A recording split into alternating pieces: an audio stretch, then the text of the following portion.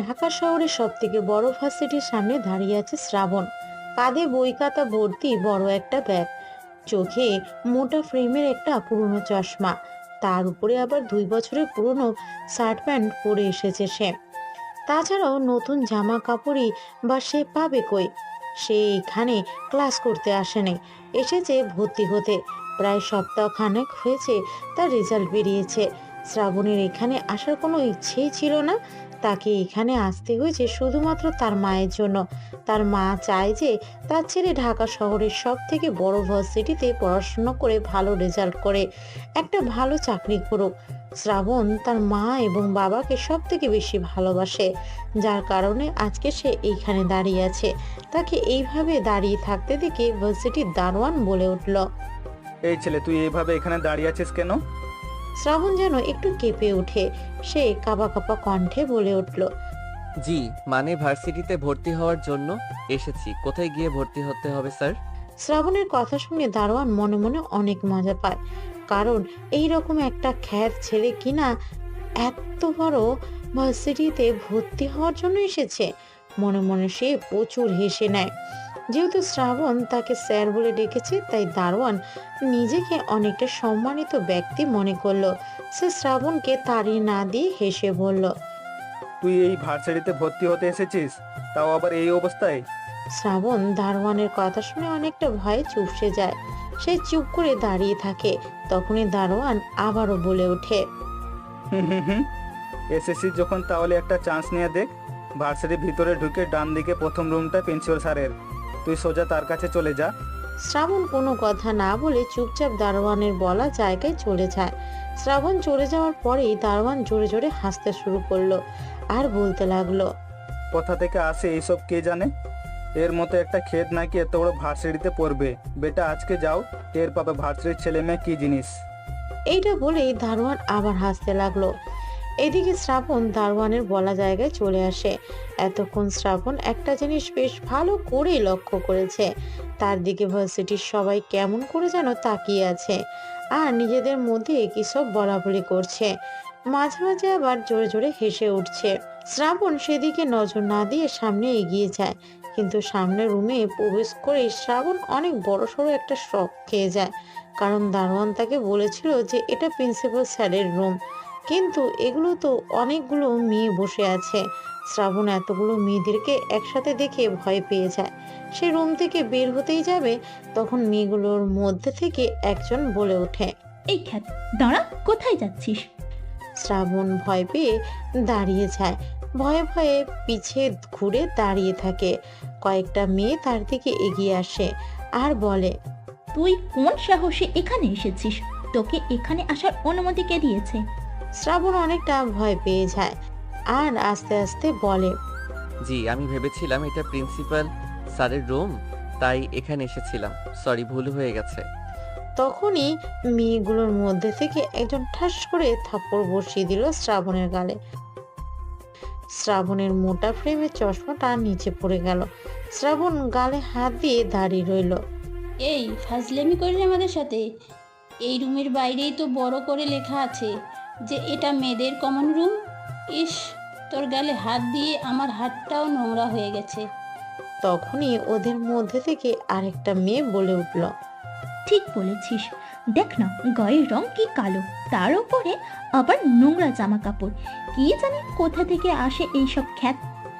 এটা বলে সব মেয়েগুলো একে অপরের সাথে হেসে উঠল। শ্রাবণের চোখ থেকে দুফোঁটা পানি গড়িয়ে পড়ল। সে তার হাত দিয়ে চোখের পানি মুছে নিল। এই অনেক হয়েছে, ছেলেটার চোখ থেকে পানি বেরিয়ে গেছে। ওকে এইবার যেতে দে, না হলে দেখবি এখানেই ফিট হয়ে গেছে। আরে বাদ দে তুই, এই সব ওর নাটক। ও এখানে ভুল করে আসি নাই, এসেছিল আমাদের দেখতে। এইসব ছেলেদের আমার ভালো করে চেনা আছে। এরপর মেয়েগুলো শ্রাবণকে অনেক কথা শোনাতে লাগলো। শ্রাবণ চুপচাপ সেগুলো হজম করে নিচ্ছে, এছাড়া আর কোনো উপায় নেই। এই খ্যাত, তুই এখনো এখানে দাঁড়িয়ে আছিস কেন? এখনই আমাদের চোখের সামনে থেকে যা, তোকে যেন আমাদের আশেপাশে না দেখতে পাই। শ্রাবণ আবার তার চোখের পানি মুছে নেয়। এরপর তার চশমা ফ্লোর থেকে তুলে রুমের বাইরে চলে আসে। এইবার আশেপাশের লোকজনগুলো যেন আরো জোরে জোরে হাসতে লাগলো। এত অপমানিত সে কোনো দিনও হয়নি, তাই সে আর এখানে এক মুহূর্ত না দাঁড়িয়ে ভার্সিটির বাইরে চলে এলো। আসার সময় সে দারোয়ানের দিকে তাকিয়ে দেখে দারোয়ান মিটিমিটি করে হাসছে। শ্রাবণ তাকে কিছু না বলে বাইরে চলে এলো। এরপর শ্রাবণ রাস্তা দিয়ে হাঁটতে হাঁটতে একটা ফাঁকা নির্জন জায়গায় চলে এলো। আশেপাশে তেমন কোনো লোকজন নেই। রাস্তার পাশে বসে তার চোখ থেকে চশমাটা খুলে আস্তে আস্তে কান্না করতে লাগলো। শ্রাবণ কি কারণে ঢাকা শহরে এসেছে আর তার পরিচয় বা কি? আসুন আগে আমরা তার পরিচয় জেনে আসি। ছেলেটার পুরো নাম শ্রাবণ আহমেদ ইমন। পরিবার বলতে বাবা আর মা, এই তিনজন মিলেই তার ছোট্টখাট্ট পরিবার। আত্মীয় স্বজন বলতে সবাই আছে, তবে তাদের সাথে যোগাযোগ নেই কারো। কারণ একটাই, আর্থিক অবস্থা মোটেও ভালো না তাদের। শ্রাবণের বাবার একটা রিক্সা আছে, সেটা চালিয়েই তার বাবা পরিবারের সব খরচ চালায়, সাথে শ্রাবণের পড়াশোনার খরচও। আর শ্রাবণের মা অনেক দিন ধরে অসুস্থ, শুধুমাত্র টাকার অভাবে বিনা চিকিৎসায় এতদিন ধরে বিছানায় পড়ে আছে। শ্রাবণ মাত্র এইচএসসি পাস করেছে। তার ইচ্ছা ছিল সে তার পাশের এলাকায় ভার্সিটিতে ভর্তি হবে, কিন্তু তার মা তাকে সেটা করতে দেয়নি। তার মায়ের একটাই কথা, ছেলেকে সে ঢাকা শহরে পড়াশুনো করাবে।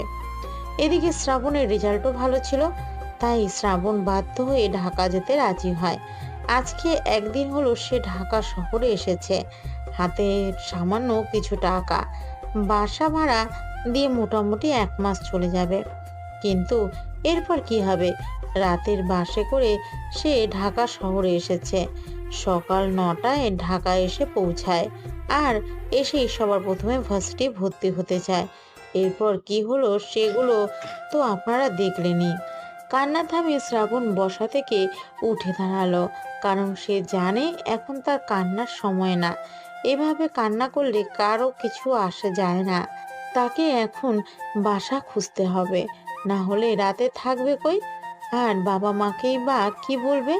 রাস্তায় রাস্তায় অনেক জায়গায় ঘুরতে থাকে সে, কিন্তু কোনো লাভ হয় না, কারণ বেশিরভাগ লোকই বেচারার ভাড়া দিতে চায় না। আর যে সকল লোক রাজি হয় তারা বাসা ভাড়া অনেক বেশি চায়, সেটা শ্রাবণের কল্পনার বাইরে। এভাবে বাসা খুঁজতে খুঁজতে সন্ধ্যা নেমে আসে। অবশেষে শ্রাবণ হাল ছেড়ে রাস্তার পাশের একটি বেঞ্চিতে বসে পড়ে আর চুপি চুপি কান্না করতে লাগে। রাস্তা দিয়ে অনেক মানুষের আনাগোনা, কেউ তার দিকে তাকিয়ে হাসছে, আবার কেউ বলছে পাগল। কিন্তু এগুলো কিছুই শ্রাবণের মাথায় যাচ্ছে না, কারণ সে আগে থেকেই জানতো ঢাকা শহরে সে টিকবে না। কারণ একটাই, টাকা। না আছে থাকার কোনো জায়গা, না আছে পর্যাপ্ত টাকা। সে শুধু তার বাবা মাকে খুশি করার জন্য ঢাকা শহরে এসেছে। সামনে কি হবে সেটা সে জানে না। শ্রাবণ এগুলো ভাবছিল আর চোখের পানি ঝরাচ্ছিল। বিকেলবেলা অফিস শেষ করে বাসায় যায় আকাশ। এরপর কোনো মতে ফ্রেশ হয়ে রাস্তায় বেরিয়ে পড়ে সে। তার হাতে কয়েকটা টুলেট পেপার। রাস্তার পাশে অনেক দেওয়ালে সে এগুলো লাগিয়ে বেড়াচ্ছে, কারণ তার ফ্ল্যাটে একজন ব্যাচেলার পার্টনার দরকার। কারণ এত বড় ফ্ল্যাটে একা একা থাকতে সে বোরিং ফিল করছে। তাছাড়া ভাড়াটাও কমবে যদি না কেউ তার সাথে থাকে। এটা ভেবে আকাশ রাস্তায় রাস্তায় টুলেট লাগিয়ে বেড়াচ্ছিল। তখনই সে খেয়াল করে রাস্তার পাশে একটা ছেলে বসে একা একা কান্না করছে। ছেলেটা আকাশের থেকে কিছুটা ছোট হবে। আকাশ আর কিছু না ভেবেই ছেলেটার কাছে যায়। ছেলেটা অন্য কেউ ছিল না, এই ছেলেটাই শ্রাবণ ছিল। আকাশ কোনো কিছু না ভেবে শ্রাবণের পাশে গিয়ে বসে। শ্রাবণের কাঁধে হাত দিয়ে বলে, এ কি ছোট ভাই, তুই এইভাবে ফুপিয়ে কান্না করতেছো কেন? শ্রাবণ হঠাৎ কারো কণ্ঠ পেয়ে নড়ে চড়ে বসে। কি হলো, আমাকে বলবে না? ভাইয়া, আসলে আমি আজকেই ঢাকা এসেছি। ঢাকার কোনো কিছুই ঠিকঠাক চিনি না। আমার বাবা মা ছাড়া এই দুনিয়ায় আর কেউ নেই, আর আমি তাদের মুখে হাসি ফোটানোর জন্যই ঢাকা শহরে এসেছি। কিন্তু আমি এখানে এসে পুরো অসহায় হয়ে পড়েছি। কি হয়েছে আমাকে খুলে বলো, দেখি আমি কোনো সাহায্য করতে পারি কি না। ভাইয়া, আসলে আমি লেখাপড়া করার জন্য ঢাকা শহরে এসেছি, কিন্তু আমি কিছুতেই থাকার জায়গার ব্যবস্থা করতে পারতেছি না। ব্যাচেলর কাউকে বাসার মালিকেরা ভাড়া দিতে চায় না, আর যারা দেয় তারা অনেক টাকা চায়, কিন্তু আমার কাছে তো এত টাকা নেই। বিশ্বাস করেন ভাই, আমার জন্য মোটেও কষ্ট হচ্ছে না, কিন্তু যে বাবা মা আমাকে তাদের জীবনের সমস্ত কিছু দিয়ে ঢাকা শহরে পাঠিয়েছে, তাদেরকে আমি কি জবাব দিব? শ্রাবণ চোখের পানি ছেড়ে দিয়ে কথাগুলো বলল। আকাশ অনেক বছর হয়েছে ঢাকা শহরে এসেছে, সেও একদিন এমন পরিস্থিতির মধ্যে ছিল, কিন্তু এখন সব কিছু ঠিকঠাক। তাই আকাশ শ্রাবণের কষ্টটা বুঝতে পারল। সে শ্রাবণকে বলল, চোখের পানি মুছে নাও, মনে করো তোমার থাকার ব্যবস্থা হয়ে গেছে। ভাই আমি জানি আপনি আমার চোখের পানি দেখে আমাকে সান্ত্বনা দিচ্ছেন। আমি সত্যি বলতেছি, আমার ফ্ল্যাটে একজন লোক প্রয়োজন। ওই যে টুলেট দেখো। এরপর শ্রাবণ টুলেট দেখে অনেকটা নিশ্চিন্ত হলো আর সাথে সাথে আকাশকে জড়িয়ে ধরে। ধন্যবাদ ভাইয়া, আমি যে কি করে আপনাকে ধন্যবাদ দিব আমার জানা নেই। আমি ভাবতেও পারি নাই যে এত তাড়াতাড়ি আমি বাসা পেয়ে যাব। রাত হয়ে গেছে, চলো তোমাকে বাসায় নিয়ে যাই। ভাইয়া আপনি সত্যি বলছেন তো? আমার তো এখনো বিশ্বাস হচ্ছে না যে আপনি আমাকে এত বড় একটা উপকার করতেছেন। এই দেখ, এত কথার মাঝে তো তোমার পরিচয়টাই জানা হলো না। ও হ্যাঁ ভাইয়া, আমি শ্রাবণ আহমেদ ইমন। আমি আকাশ মাহমুদ। এরপর শ্রাবণ আর আকাশ দুজনে খুঁটিনাটি কিছু কথা বলতে বলতে আকাশের ফ্ল্যাটে চলে এলো। আকাশ এই ফ্ল্যাটে একা ভাড়া থাকে। বাসা ভাড়া মাস গেলে 10,000 টাকা দিতে হয়। অনেক দিন ধরে আছে এখানে। শ্রাবণ আকাশের সাথে তার ফ্ল্যাটে চলে এলো, কিন্তু শ্রাবণ আকাশের ফ্ল্যাটে এসে অনেক অবাক হয়। কারণ একটাই, এর আগে সে কখনো তার এলাকার বাইরে আসে নাই, আর এখন তো সে ঢাকা শহরে। ঢাকা শহরের বড় বড় বাড়িগুলো সে শুধু বাইরে থেকেই দেখেছে, কিন্তু কোনোদিন ভিতরে প্রবেশ করে দেখে নাই। আর আজকে তো সে বাসার ভিতরে চলে এসেছে। শ্রাবণ শুধু আশেপাশে তাকিয়ে দেখছে। আকাশ ব্যাপারটা বুঝতে পেরে হেসে বলে উঠল, শ্রাবণ, তুমি আগে ফ্রেশ হয়ে এসো, এরপর আস্তে আস্তে সবকিছু দেখে নিও। ওইদিকে ওয়াশরুম। শ্রাবণ শুধু মাথা নাড়িয়ে হ্যাঁ বলল। শ্রাবণ, তোমার ব্যাগটা আমার কাছে দাও, আমি ওটা রেখে দিচ্ছি। শ্রাবণ প্রথমে একটু ভাবলো, এরপর ব্যাগটা আকাশের কাছে দিল। কারণ এই ব্যাগের ভিতরেই শ্রাবণের সবকিছু, সামান্য কিছু টাকা আর তার বাবা মায়ের পুরনো একটা ছবি। শ্রাবণ তার চশমাটা বাইরে রেখে ওয়াশরুমের ভিতরে চলে গেল। শ্রাবণ ওয়াশরুমে চলে যাওয়ার পরেই আকাশ শ্রাবণের ব্যাগ খুলে দেখতে লাগলো। কারণ এটা ঢাকা শহর, এখানে কাউকে বিশ্বাস করা ঠিক না। তাই একটু চেক করার পর আকাশ শ্রাবণের ব্যাগ চেক করতে লাগলো। কিন্তু ব্যাগ চেক করে আকাশ অনেকই নিশ্চিন্ত হলো, কারণ ব্যাগে কয়েকটা বই খাতা, সাথে শ্রাবণের সমস্ত কাগজপত্র, যেগুলো দেখে আকাশ বুঝে গেল যে শ্রাবণ বরাবরই অনেক ভালো স্টুডেন্ট। এরপর আকাশ একটা ছবি দেখতে পেল, যেটা হয়তো শ্রাবণের বাবা মার, আর সাথে কিছু টাকা। আকাশ শ্রাবণের ব্যাগ গুছিয়ে রেখে দিল আর শান্তির একটা হাসি দিল, কারণ সে মানুষ চিনতে ভুল করেনি। তখনই শ্রাবণ ওয়াশরুম থেকে বাইরে বেরিয়ে এলো। এই নাও তোয়ালে, মুখ মুছে খেতে এসো, তোমাকে দেখেই বোঝা যাচ্ছে সকাল থেকে কিচ্ছু খাওনি। শ্রাবণ আকাশের কাছ থেকে তোয়ালাটা নিয়ে বলল, ভাইয়া এখন 3 বেলাও না খেলে কোনো রকম লাগে না, অভ্যস্ত হয়ে গেছি। আকাশ শ্রাবণের কথার কোনো উত্তর খুঁজে পায় না। সে কিছু না বলে কিচেনে চলে যায় এবং দুজনের জন্য খাবার বেড়ে শ্রাবণকে ডাক দেয়। নাও, গরম গরম খাবার, চটপট খেয়ে নাও। এদিকে শ্রাবণের চোখ টলমল করতে থাকে। তার বাড়ির কথা খুব মনে পড়ে যায়, কারণ সে তার বাবা মাকে ছাড়া কোনো দিন খাবার খায়নি। আর আজকে তার সামনে খাবার ঠিকই আছে, কিন্তু বাবা মা নেই। এ কি, তোমার চোখে পানি কেন? শ্রাবণ একটা ফ্লোরে বসে চোখের পানি মুছে নেয় আর বলে, ভাইয়া বাবা মায়ের কথা খুব মনে পড়তেছে। 1 বেলা খাবার খাই আর 2 বেলা খাই, কখনো বাবা মাকে ছাড়া খাবার খাইনি। আর আজকে আমি কত দূরে চলে এসেছি, জানি না তারা ঠিকঠাক খাবার খাচ্ছে কিনা। শোনো শ্রাবণ, তুমি এখানে কি করতে এসেছো? পড়াশোনা করতে। তাহলে একটা জিনিস মাথায় রেখো, পড়াশোনা করতে হলে অনেক কিছু স্যাক্রিফাই করতে হয়। ভাইয়া বুঝতে পেরেছি। এরপর শ্রাবণ আর আকাশ দুজনে খাবার খেতে লাগলো। খাবার শেষ করে শ্রাবণ আর আকাশ দুজন মিলেই সবকিছু পরিষ্কার করে নিল। এরপর আকাশ শ্রাবণকে তার রুমে নিয়ে গেল। আকাশ যে ফ্ল্যাটে ভাড়া থাকে সেখানে মোট 3টা রুম, 2টো থাকার জন্য আর একটা কিচেন। পাশে অবশ্য ছোট করে 2টো বেলকনি আছে। আকাশ এক রুমে থাকতো এতদিন, আর একটা রুম ফাঁকা পড়ে থাকতো। এখন থেকে সেখানে শ্রাবণ থাকবে। শ্রাবণ, এখন থেকে তুমি এই রুমে থাকবে। আচ্ছা ভাইয়া, রুমটা তো অনেক বড়। ওই যে পাশে কার্পেট রাখা আছে, ওইটা মেলে নিয়ে রাতে ঘুমিয়ে পড়বে। আর ওই দিকটায় ওয়াশরুম। যদি কোনো সমস্যা হয় আমাকে ডাক দিও, আমি পাশে রুমে আছি। ধন্যবাদ ভাইয়া, আপনাকে না দেখলে জানতেই পারতাম না যে ঢাকার মতো একটা শহরেও কেউ কাউকে সাহায্য করে। অনেক বলে ফেলেছো তুমি। অনেক রাত হয়ে গেছে, এখন ঘুমিয়ে পড়ো। ভাইয়া, তবে তার আগে মা এবং বাবার সাথে একটু কথা বলবো। আজকে সারা দিনে একবারও কথা হয়নি তাদের সাথে। আচ্ছা, তুমি কথা বলো, আমি আমার রুমে যাই। এরপর আকাশ তার রুমে এসে মোবাইল চালাতে লাগলো। আর এদিকে শ্রাবণ তার পকেট থেকে অনেক পুরনো একটা বাটন মোবাইল বের করলো। এই যুগের একটা ছেলে হয়েও শ্রাবণ শুধুমাত্র টাকার অভাবে এই মোবাইল ব্যবহার করে। শ্রাবণ তার মোবাইল দিয়ে তার মাকে কল করে, সাথে সাথেই কলটা রিসিভ হয়।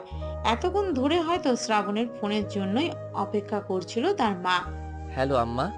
হ্যালো বাবা মা, তুই ঠিকভাবে ঢাকা শহরে গিয়েছিস?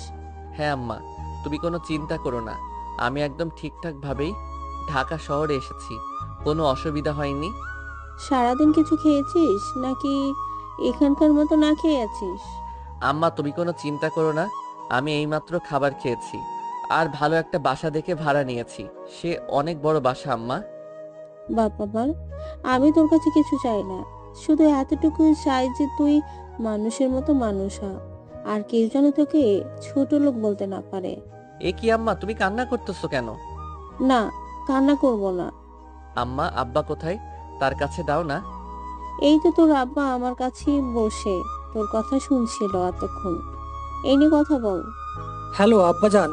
হ্যাঁ আব্বা, কেমন আছো তুমি? আলহামদুলিল্লাহ। তোর কোনো সমস্যা হয়েছে নাকি ওখানে? না আব্বা, তোমরা থাকতে আমার কোনো সমস্যা হতে পারে? বাপ আমার, তোর যদি কোনো সমস্যা হয় আমাকে বলিস। আমি দরকার হলে দিন রাত এক করে রিক্সা চালাবো, তবু আমার ছেলেকে মানুষের মতো মানুষ করব, যাতে কোনোদিন কেউ বলতে না পারে রিক্সা চালকের ছেলে রিক্সাওয়ালা। আব্বা, তোকে অনেক বড় হতে হবে। হ্যাঁ আব্বা।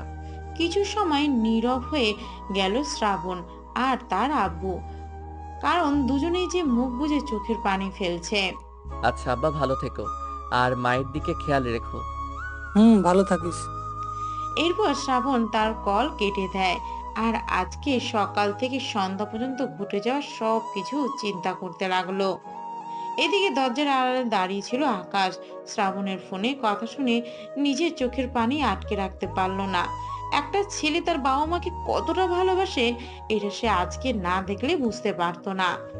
আজকে আকাশেরও তার বাবা মায়ের কথা খুব মনে পড়তে লাগলো। পরের দিন সকালবেলা আকাশ ঘুম থেকে উঠে ফ্রেশ হয়ে শ্রাবণের রুমে যায়, কিন্তু শ্রাবণের রুমে গিয়ে দেখে শ্রাবণ তার সামনে কয়েকটা কাগজ রেখে নীরবে চোখের পানি ঝরাচ্ছে। আকাশ তাড়াতাড়ি করে শ্রাবণের কাছে গেল। শ্রাবণ আকাশকে দেখে তাড়াতাড়ি চোখের পানি মুছে ফেললো। শ্রাবণ, সকাল সকাল তুমি কান্না করতেছো কেন? ভাইয়া, তেমন কিছু না। কি হয়েছে আমাকে খুলে বলো। অনেক জোরাজুরির পরে শ্রাবণ কালকের ঘটনা সব খুলে বলল। এটা তুমি আমাকে আগে বলবা না? তোমার রেজাল্ট দেখেছো, A+। এটা দেখলে যে কোনো কলেজ তোমাকে ভর্তি করে নিবে, আর তুমি এই সামান্য ব্যাপার নিয়ে এত চিন্তা করতেছো। ভাইয়া, ভার্সিটির সবাই খারাপ, ওরা আমাকে দেখলেই আমাকে নিয়ে মজা করবে, আমি জানি। ওদের মজা ওরা করুক, তাতে তোমার কি? তুমি এখানে লেখাপড়া করতে এসেছো, তোমার বাবা মায়ের স্বপ্ন পূরণ করতে এসেছো। এই সামান্য কারণে তুমি এত দূর এসেও পিছিয়ে যাবে? আকাশের কথা শুনে মুহূর্তেই যেন শ্রাবণ শক্ত হয়ে গেল। সে তার চোখের পানি মুছে বলল। হ্যাঁ ভাইয়া, তুমি ঠিক বলেছো। আচ্ছা, তুমি তৈরি হয়ে নাও, তোমাকে ভার্সিটিতে ভর্তি করে এরপর আমি অফিস যাব। ভাইয়া, তোমার দেরি হয়ে যাবে না? একটু লেট হলে কিচ্ছু হবে না, তুমি রেডি হয়ে এসো, আমি খাবারের ব্যবস্থা করতেছি। আচ্ছা ভাইয়া। এরপর সকালের নাস্তা বাসায় করে আকাশ আর শ্রাবণ ভার্সিটির উদ্দেশ্যে বেরিয়ে গেল। আকাশ শ্রাবণের মায়ের কথা অনুযায়ী সেই ভার্সিটিতে নিয়ে গেল। শ্রাবণ ভার্সিটির গেটের কাছে এসে আশেপাশে তাকিয়ে দেখছিল। তার ভিতরে প্রবেশ করতে ভয় করছিল, কিন্তু আকাশ শ্রাবণকে নিয়ে ভিতরে সোজা প্রিন্সিপাল স্যারের রুমে নিয়ে গেল। ভার্সিটির সকালে আজকেও শ্রাবণকে দেখে হাসছিল, অনেকে বাজে বাজে মন্তব্য করছিল। প্রিন্সিপাল প্রথমে শ্রাবণের দিকে কেমন করে যেন তাকাচ্ছিল, কিন্তু যখনই শ্রাবণের রেজাল্ট দেখলো তখনই প্রিন্সিপালের মুখে হাসি চলে এলো। সে শ্রাবণকে চেয়ারে বসতে বলল আর ভর্তির সব কাজ করতে লাগলো। একে একে সবকিছু কমপ্লিট হয়ে গেল। শ্রাবণ, তুমি চাইলে কালকে থেকেই ভার্সিটিতে আসতে পারো। জি স্যার, আমি কালকে থেকেই ভার্সিটি আসবো। এরপর শ্রাবণ আর আকাশ দুজনেই ভার্সিটি থেকে বাইরে চলে এলো। শ্রাবণ, তুমি এখন বাসায় চলে যাও, আমি অফিসে যাই। আচ্ছা ভাইয়া। এরপর আকাশ একটা রিক্সা নিয়ে তার অফিসের দিকে চলে গেল। আর শ্রাবণ বাসায় না গিয়ে আশেপাশে ঘুরতে লাগলো, কারণ তাকে একটা কাজ খুঁজে পেতে হবে, না হলে ঢাকা শহরে থাকা অসম্ভব হয়ে পড়বে তার জন্য। শ্রাবণ এক জায়গা থেকে অন্য জায়গায় ঘুরে বেড়ায়, কিন্তু কেউ তাকে কাজ দিতে পারে না, কারণ এই ঢাকা শহরে কাজ পেতে হলে নির্দিষ্ট একটি যোগ্যতা থাকে। যেহেতু শ্রাবণ মাত্র এইচএসসি পাশ করেছে, তাই তাকে কেউ কোনো কাজ দিতে চায় না। তার উপরে সে একজন স্টুডেন্ট, তাই তাকে এমন একটা কাজ করতে হবে যেটাতে সে নিয়মিত ভার্সিটি যেতে পারবে। এর মানে তাকে সকাল বা রাতের জন্য একটা কাজ জোগাড় করতে হবে, যেটা শ্রাবণের জন্য অসম্ভব ছিল। অবশেষে সকাল বিকাল শ্রাবণ ক্লান্ত হয়ে বাসায় ফিরে যায়। সারাদিনে অনেক জায়গায় ঘুরেছে সে, কিন্তু কোনো লাভ হয়নি। সবাই উল্টাপাল্টা বলে তাড়িয়ে দিয়েছে। চিন্তায় চিন্তায় শ্রাবণের কান্না চলে আসে। সে তার রুমে বসে কান্না করতে লাগলো। এই চোখের পানি যেন তার একমাত্র সম্বল, এছাড়া আর কিছু নেই তার। তখনই বাসায় আকাশ চলে আসে। সে বাসার ভিতরে ঢুকেই শ্রাবণকে কান্না করতে দেখে ফেলে, আর সোজা শ্রাবণের কাছে চলে যায় আর জিজ্ঞেস করে, শ্রাবণ, তোমার চোখে পানি কেন? তুমি আবার কান্না করতেছো? দেখো, এইভাবে চলতে থাকলে কিন্তু তুমি 1 মাসের বেশি এই শহরে টিকবে না।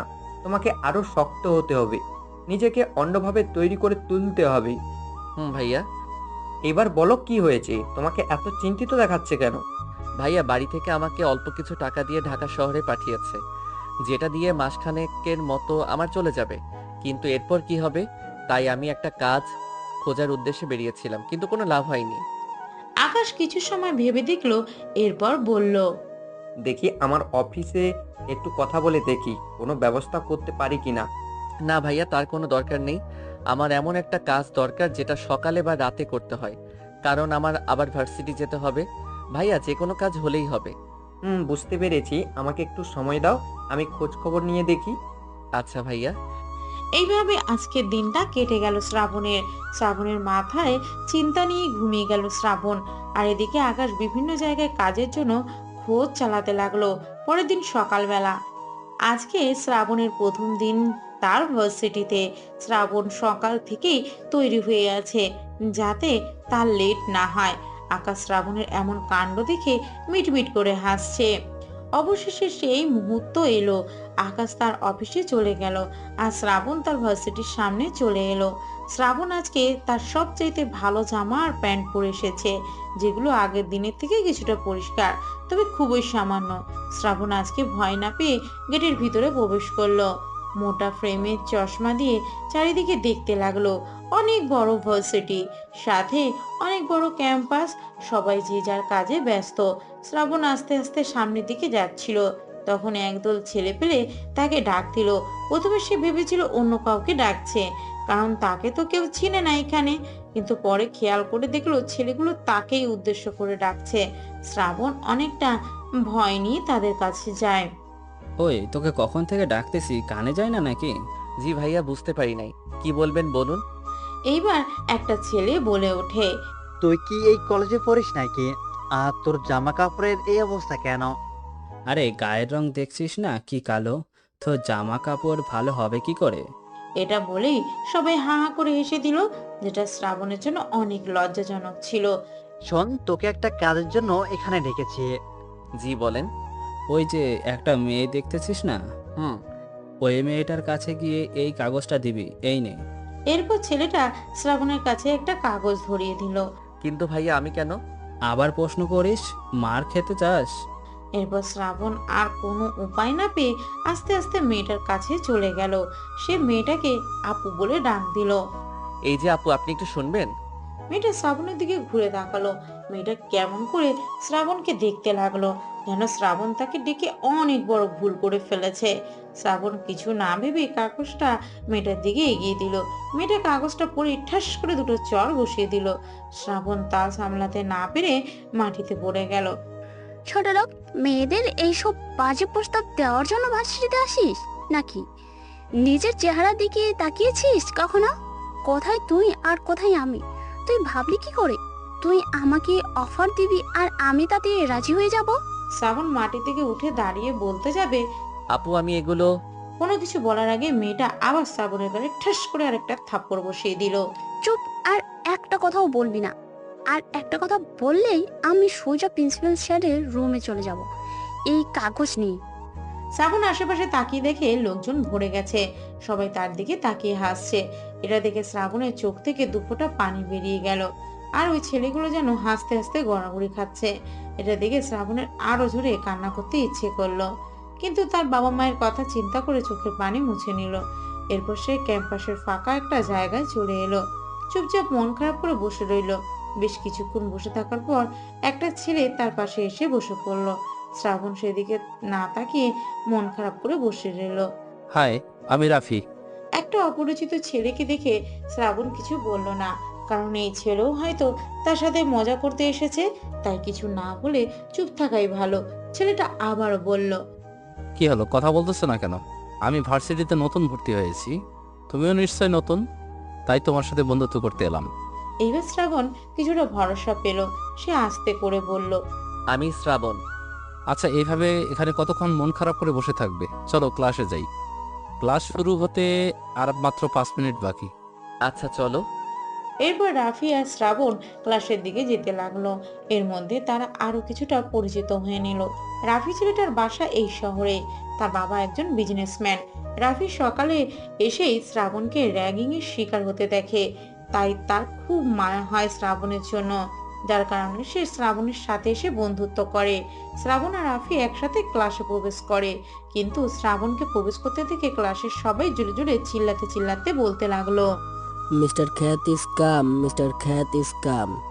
এটা দেখে শ্রাবণের অনেক খারাপ লাগে। সে ভেবেছিল তার ডিপার্টমেন্টের সকলে হয়তো তাকে সাপোর্ট করবে, কিন্তু তারা উল্টে সবাই শ্রাবণের মজা নিচ্ছে। এটা দেখে শ্রাবণের চোখে পানি চলে এলো। রাফি সবকিছু দেখেও কিছু করতে পারলো না। রাফি মন খারাপ করে শ্রাবণের দিকে তাকিয়ে রইল। শ্রাবণ আর দাঁড়িয়ে না থেকে ক্লাসের একদম শেষ বেঞ্চে গিয়ে বসে পড়লো। কিছুক্ষণ পর রাফিও তার পাশে বসে পড়লো। শ্রাবণ কিছুটা সরে বসলো, কারণ সে একটা খ্যাত আর সে চায় না যে কেউ তার জন্য অপমান বোধ করুক। রাফি কিছু না বলে মন খারাপ করে বসে রইল। একটু পরে স্যার তাদের ক্লাসে এলো। স্যার আগে থেকে সকলের সাথে পরিচিত হয়ে নিয়েছিল, কিন্তু আজকে শ্রাবণকে দেখতে পেয়ে তাকে দাঁড় করালো। এই ছেলে, তুমি কি নতুন? জি স্যার। তা তোমার পরিচয়টা আমাদেরকে দাও। তখন একটা ছেলে বলে উঠল, স্যার ও তো একটা খ্যাত। পুরো ক্লাসে অট্টহাসিতে মেতে উঠল। কিপ কোয়াইট, সবাই চুপ করো। তুমি তোমার পরিচয় দাও। আমার নাম শ্রাবণ আহমেদ ইমন। খুলনার একটা ছোট গ্রাম থেকে ঢাকা শহরে এসেছি পড়াশোনা করার জন্য। আমার বাবা একজন রিক্সা চালক আর মা ঘরের কাজ করে। এটা শুনে পুরো ক্লাস আবার হেসে উঠল। এইবার শ্রাবণের চোখে পানি চলে এলো। সে তার চশমা খুলে চোখের পানি মুছে নিল।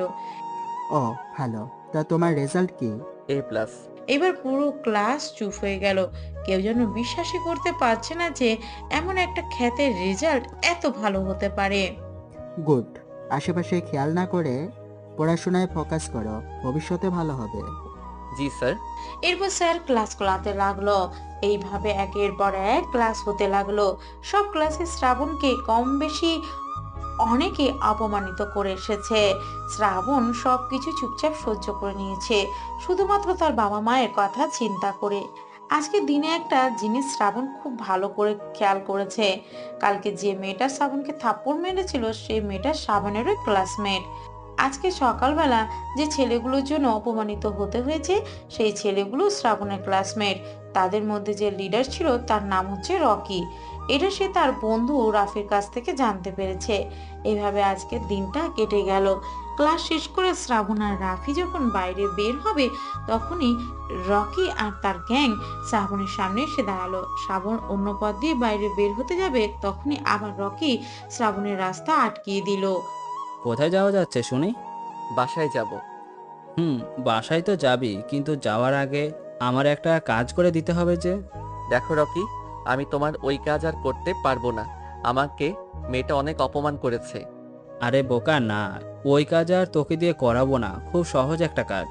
কি কাজ? এই রুমালটা দিয়ে আমার পায়ের জুতাটা মুছে দিবি, শুধু, আর কিছু না। শ্রাবণ আশেপাশে তাকিয়ে দেখে অনেক লোকজন তার দিকে তাকিয়ে আছে। না, আমি পারবো না। তাহলে তোকে বাসায় যেতে দিব না। শ্রাবণ, না, তুমি এটা করবে না। রাফি, তুমি এখান থেকে যাও, না হলে কিন্তু তোমার খবর আছে। এটা ঠিক না রকি। এরপর ছেলেগুলো রাফিকে জোর করে অন্য জায়গায় পাঠিয়ে দেয় আর শ্রাবণকে দিয়ে জোর করে রকির পায়ে জুতো পরিষ্কার করিয়ে নেয়, যেটা কলেজের সবাই খুব মজা সহকারে দেখতে লাগে। আস্তে আস্তে সবাই চলে গেল। শ্রাবণ এখনো সেই একই জায়গায় দাঁড়িয়ে আছে। তার চোখ থেকে অঝোর ধারায় পানি পড়ছে। এই চোখের পানিটা যেন কেউই দেখতে পাচ্ছে না। সবাই হাসাহাসি করছে। কারো মনে এক ফোঁটাও মায়া হলো না শ্রাবণের জন্য। তখনই কোথা থেকে রাফি শ্রাবণের কাছে দৌড়ে চলে এলো। একই শ্রাবণ, তুমি কান্না করতেছো কেন? রাফি বিষয়টা বুঝতে পেরে শ্রাবণকে ক্যাম্পাসের একদম ফাঁকা জায়গায় নিয়ে এলো। কিছু সময় পরে শ্রাবণ নিজে থেকেই তার চোখের পানি মুছে নিল। কি দোষ করেছি আমি? শুধু গরিব হয়ে জন্ম নিয়েছি বলে কি আমার পড়াশোনা করার অধিকার নেই? আমার গায়ের রং যে কালো, এতে আমার কি করার আছে? আল্লাহ আমাকে যেভাবে তৈরি করেছে আমি তো সেইভাবেই তৈরি হয়েছি। এতে তো আমার কোনো দোষ নেই। আমি কি ওদের কারো কোনো ক্ষতি করেছি যার জন্য ওরা সকলের সামনে আমাকে এইভাবে অপমান করলো? শ্রাবণ রাফিকে উদ্দেশ্য করে কথাগুলো বলল। রাফির এই কথার কোনো উত্তর জানা ছিল না, তাই সে শ্রাবণকে বলল, এতে তোমার কোনো দোষ নেই। ওরা ছেলেগুলোই এমন, দেখবে আস্তে আস্তে সব ঠিক হয়ে যাবে। ওরা সবাই তোমার ফ্রেন্ড হয়ে যাবে। শ্রাবণ এই কথার কোনো উত্তর দেয় না, শুধু একটা হাসি দেয় আর তার মায়ের কথা মনে করে। কেন জানি তার মায়ের কথা মনে পড়লে সব কষ্ট নিমিষেই দূর হয়ে যায়। শ্রাবণ, বিকাল হয়ে গেছে, বাসায় যেতে হবে, চলো বাসার দিকে যাই। চলো। এরপর শ্রাবণ তার চোখের পানি মুছে নেয়। রাফির বাসা শ্রাবণের বাসার বিপরীতে, তাই রাফি শ্রাবণকে বিদায় জানিয়ে তার বাসার দিকে রওনা দেয় আর শ্রাবণ বাসার উদ্দেশ্যে হাঁটা শুরু করে। শ্রাবণ চাইলে এখান থেকে রিক্সা নিয়ে বাসায় যেতে পারত, কিন্তু শুধু শুধু টাকা নষ্ট করার কোনো মানেই হয় না, তাই সে হেঁটেই বাসায় যায়। বাসায় যেতে যেতে শ্রাবণের বিকাল 4টা বেজে যায়। আজকে সে বাসায় গিয়ে দেখে আকাশ ভাইয়া আগে থেকেই বাসায় চলে এসেছে। শ্রাবণ, ভার্সিটিতে প্রথম দিন কেমন লাগলো? মুহূর্তে কিছুক্ষণ আগের ঘটনা মনে পড়ে গেল শ্রাবণে। সে আকাশের কাছে বিষয়টা লুকানোর জন্য একটা হাসি দিয়ে বলে, ভালোই ভাইয়া। আচ্ছা, তুমি ফ্রেশ হয়ে এসো, তোমার জন্য একটা সুখবর আছে। সুখবর কথাটা শুনে শ্রাবণ ভাবতে লাগে, তার জন্য আবার সুখবর হতে পারে। আর বেশি কিছু না ভেবে শ্রাবণ ফ্রেশ হতে চলে যায়। ফ্রেশ হয়ে এসে শ্রাবণ মন খারাপ করে তার রুমে বসে থাকে। তখনই আকাশ তার রুমে আসে। আকাশকে দেখে শ্রাবণ একটু নড়ে চড়ে বসে। সুখবরটা শুনবে না? ভাইয়া বলো। তোমার জন্য একটা কাজের ব্যবস্থা করতে পেরেছি, তবে কাজটা কি তুমি করতে পারবে? কাজের কথা শুনি শ্রাবণের মনটা ভালো হয়ে যায়। সে তাড়াতাড়ি জিজ্ঞেস করে, কি কাজ ভাইয়া? আমি যে কোনো কাজ করতে পারবো, তুমি শুধু একবার বলে দেখো। তোমাকে প্রতিদিন ভোর 6টার সময় বাসায় পেপার বিলি করতে হবে, মানে পেপার বয়। শ্রাবণ এই কথাটা শুনে অনেক খুশি হয়। সে আকাশকে জড়িয়ে ধরে বলে, পারবো ভাইয়া, আমি পারবো। ব্যাস, তাহলে তো হয়েই গেল। তোমাকে তারা মাসে 5000 করে টাকা দিবে। ভোর 6টা থেকে শুরু করে সকাল 9টা পর্যন্ত তোমাকে পেপার বিলি করতে হবে। কোনো সমস্যা নেই ভাইয়া, আমি পারবো। আচ্ছা, তাহলে আমার সাথে চলো, আমি তোমাকে লোকটার কাছে নিয়ে যাই। সে বলেছে তুমি যদি রাজি থাকো তাহলে তোমাকে যেন তার কাছে নিয়ে যাই। আচ্ছা ভাইয়া, চলো। এরপর আকাশ আর শ্রাবণ দুজনে হাঁটতে হাঁটতে লোকটার উদ্দেশ্যে যেতে লাগলো। রাস্তা দিয়ে যাওয়ার সময় শ্রাবণ আকাশকে জিজ্ঞেস করলো, আচ্ছা ভাইয়া, শহরের ছেলেমেয়েগুলো যেন কেমন কেমন? ওরা গরিবদের মোটেও সহ্য করতে পারে না। ওরা শুধু টাকাকে চিনে। গরিবরাও যে আর 5টা মানুষের মতো বাঁচতে চায় এটা ওরা বুঝতেই চায় না। এটা তোমার ভুল ধারণা। সব ছেলে মেয়ে একরকম হয় না। অনেক ছেলে মেয়ে এদের থেকে আলাদা হয়, তবে তাদের সংখ্যা খুবই কম। এই পুরো দুনিয়াটাই টাকার উপরে চলে। টাকা ছাড়া কেউ কাউকে চিনে না। ভাইয়া, তাহলে তুমি নিশ্চয়ই আমাকে চিনো না? তুই তো অনেক দুষ্টু হয়েছিস। ও সরি, তুই করে বলে ফেললাম। সমস্যা নেই ভাইয়া, আমি তোমার থেকে ছোট, তুমি তুই করেই বলো। কিছু সময় এভাবে গল্প করতে করতে ওরা দুইজন একটা ছোট্ট অফিসের সামনে চলে এলো। এরপর শ্রাবণ আকাশের পিছে পিছে যেতে লাগলো। আসসালামু আলাইকুম ভাই। ওয়ালাইকুম আসসালাম। ছেলেটাকে এনেছো? জি ভাই, এই যে ছেলেটা, ওর নাম শ্রাবণ। আকাশ শ্রাবণকে দেখিয়ে বলল। লোকটা শ্রাবণকে কিছু সময় তাকিয়ে ভালো করে দেখে নিল, এরপর বলল, এই নাও সাইকেলের চাবি। কাল থেকে তোমার কাজ শুরু। মাসে 5,000 করে বেতন। আর এই যে ঠিকানা। এই এরিয়ার সমস্ত বাসা থেকে শুরু করে সবগুলো দোকান অবধি পেপার পৌঁছে দিতে হবে। তে তুমি 1 ঘন্টায় দাও আর 5 ঘন্টায় দাও, সেটা আমার দেখার দরকার নেই। তবে কথা একটাই, ভোর 5টায় এখান থেকে পেপার নিয়ে যেতে হবে। একসাথে এতগুলো কথা শুনলো সবকিছু শ্রাবণের মাথায় আটকে গেল। সে লোকটিকে মাথা নাড়িয়ে হ্যাঁ বলল। আচ্ছা ভাই, আমরা আসি তাহলে।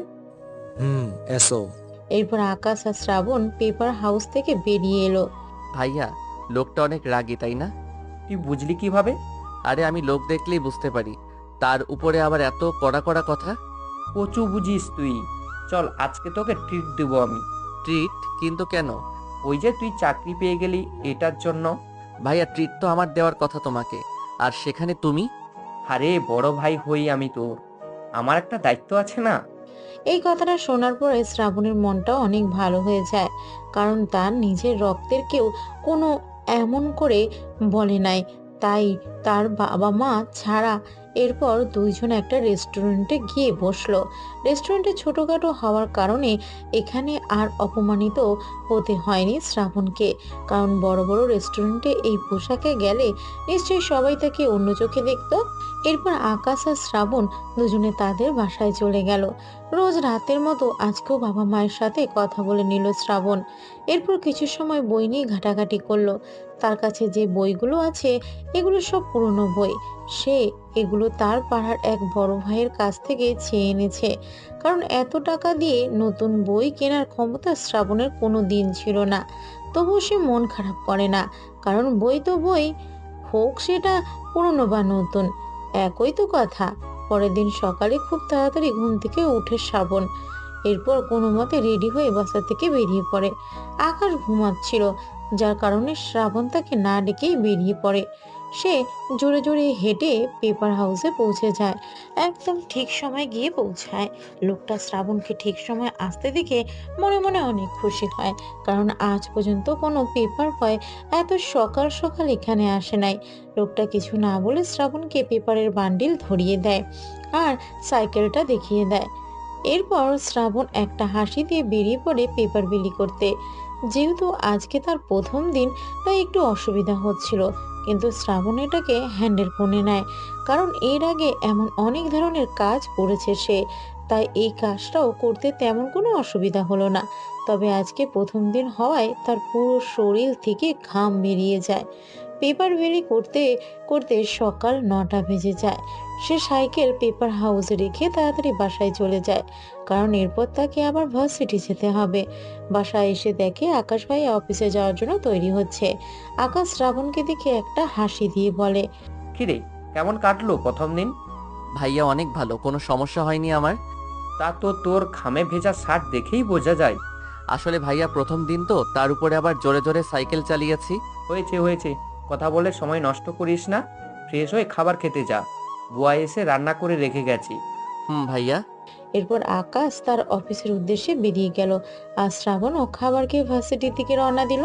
তবে ভার্সিটিতে আসতে আসতে আজকে একটু লেট হয়ে গেল। সে তাড়াতাড়ি করে তার ক্লাসের দিকে যেতে লাগলো, কিন্তু ক্লাসের সামনে এসে দেখে স্যার তার আগেই ক্লাসে ঢুকে পড়েছে। স্যার, ভিতরে আসবো? হঠাৎ শ্রাবণের কণ্ঠ শুনে সবাই দরজার দিকে তাকায় এবং বিভিন্ন রকমের বিকৃত সাউন্ড করে, খ্যাত, কাইল্লা, ছোট লোক ইত্যাদি ইত্যাদি। শ্রাবণ সেগুলো মুখ বুজে সহ্য করে নেয়। আর ক্লাসের একদম লাস্ট বেঞ্চে গিয়ে বসে পড়ে। রাফি ভেবেছিল শ্রাবণ আজকে আসবে না, তাই সে ফার্স্ট বেঞ্চে বসেছিল। অবশেষে শ্রাবণকে দেখতে পেয়ে সে একদম পিছে শ্রাবণের কাছে এসে বসে পড়ে। একই বন্ধু, তোমাকে আজকে এত টায়ার্ড দেখাচ্ছে কেন? না, এমনিতেই। শ্রাবণ চায় না যে তার ক্লাসের কেউ এটা জানুক যে সে একজন পেপার বয়।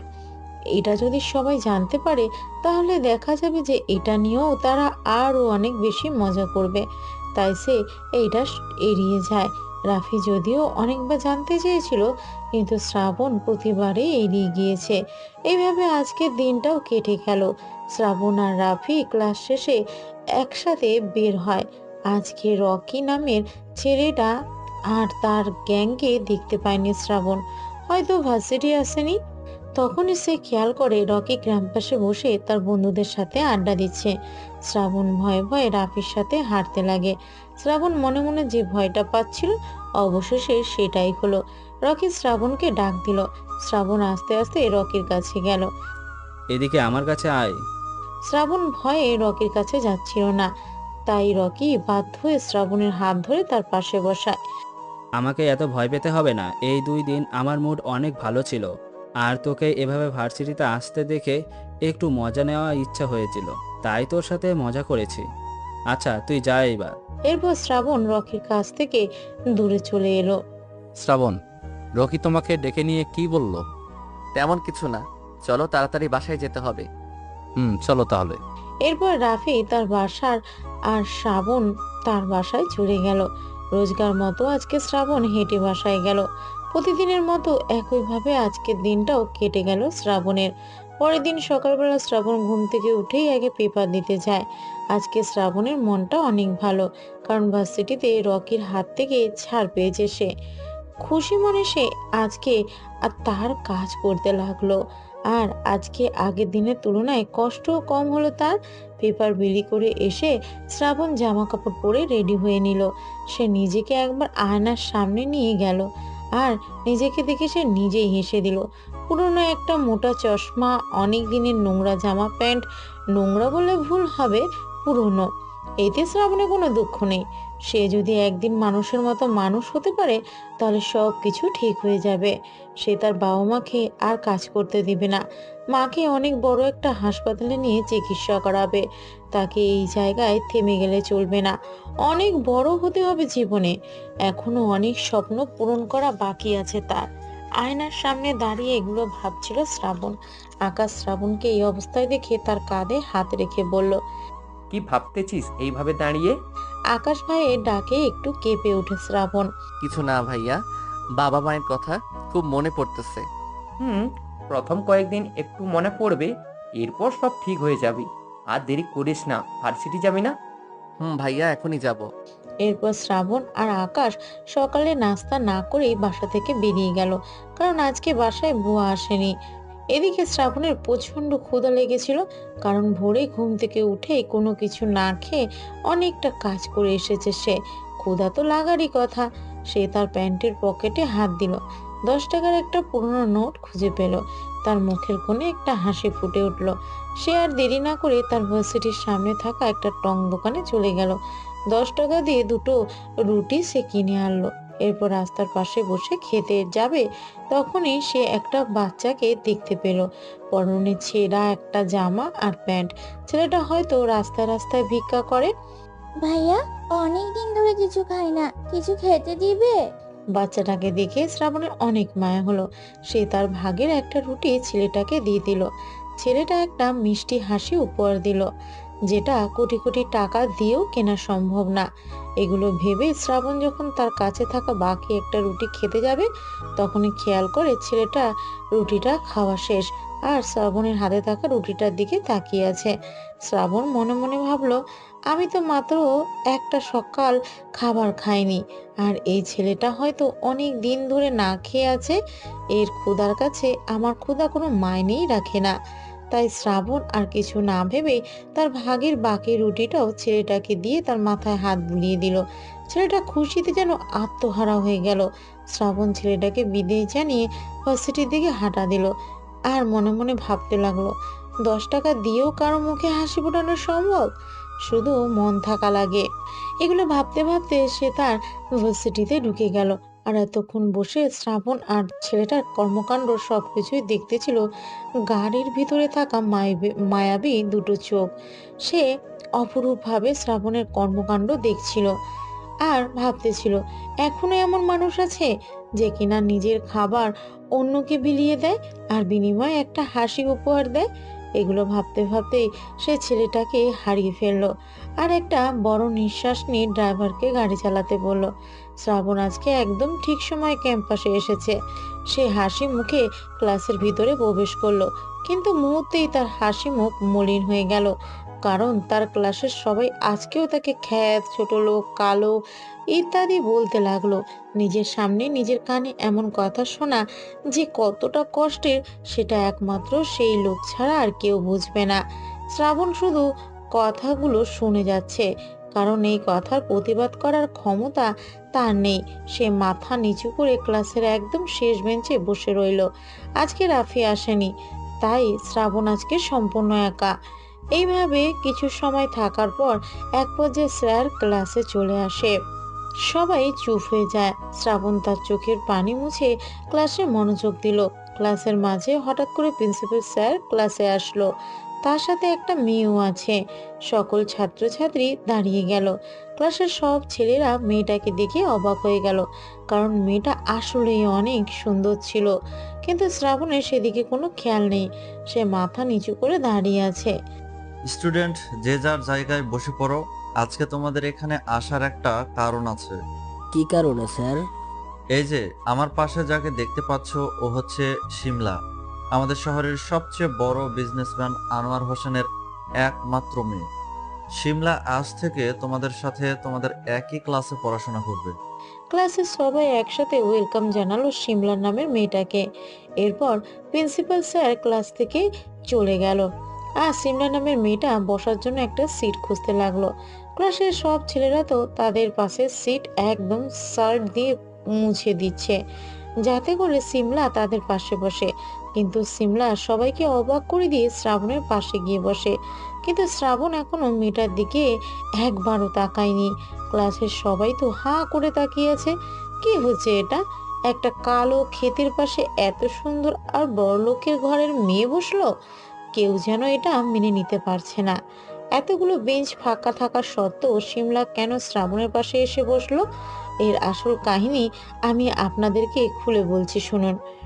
কিছুক্ষণ আগে শ্রাবণ আর ওই পথ শিশুর কর্মকাণ্ড যে চোখ দুটো দেখছিল, সেই চোখ দুটো আর কারো ছিল না, ওটা শিমলার চোখ ছিল। শিমলা আজকেই ওই ভার্সিটিতে ভর্তি হতে এসেছিল আর ভার্সিটির সামনে এসে শ্রাবণের এই বিষয়টি খেয়াল করে। এরপর হঠাৎ করে শিমলা শ্রাবণকে হারিয়ে ফেলে। এরপর যখন শিমলা ক্লাসে আসে তখন যেন এক আকাশ সমান অবাক হয়, কারণ রাস্তার সেই ছেলেটা তারই ক্লাসমেট। সে মনে মনে অনেক খুশি হয় আর 7-5 না ভেবে ছেলেটার পাশে এসে বসে পড়ে। এটাই হচ্ছে আসল কাহিনী। এইভাবে আজকে সবগুলো ক্লাস শেষ হয়ে গেল, কিন্তু শিমলা একবারও ছেলেটার মাথা উঁচু করে তার দিকে তাকাতে দেখেনি। বিষয়টি বেশ মজার। আর শ্রাবণের পাশে কে বসেছে সেটা দেখার কোনো প্রয়োজন সে মনে করেনি। তাই শ্রাবণ মাথা নিচু করে স্যারদের ক্লাস করছিল। এরপর ক্লাস শেষে শ্রাবণ তার ব্যাগ নিয়ে বাইরে চলে আসে। তার উদ্দেশ্য সোজা বাসায় যাওয়া, কিন্তু হঠাৎ করে একটা মেয়ে এসে তার রাস্তা আটকালো।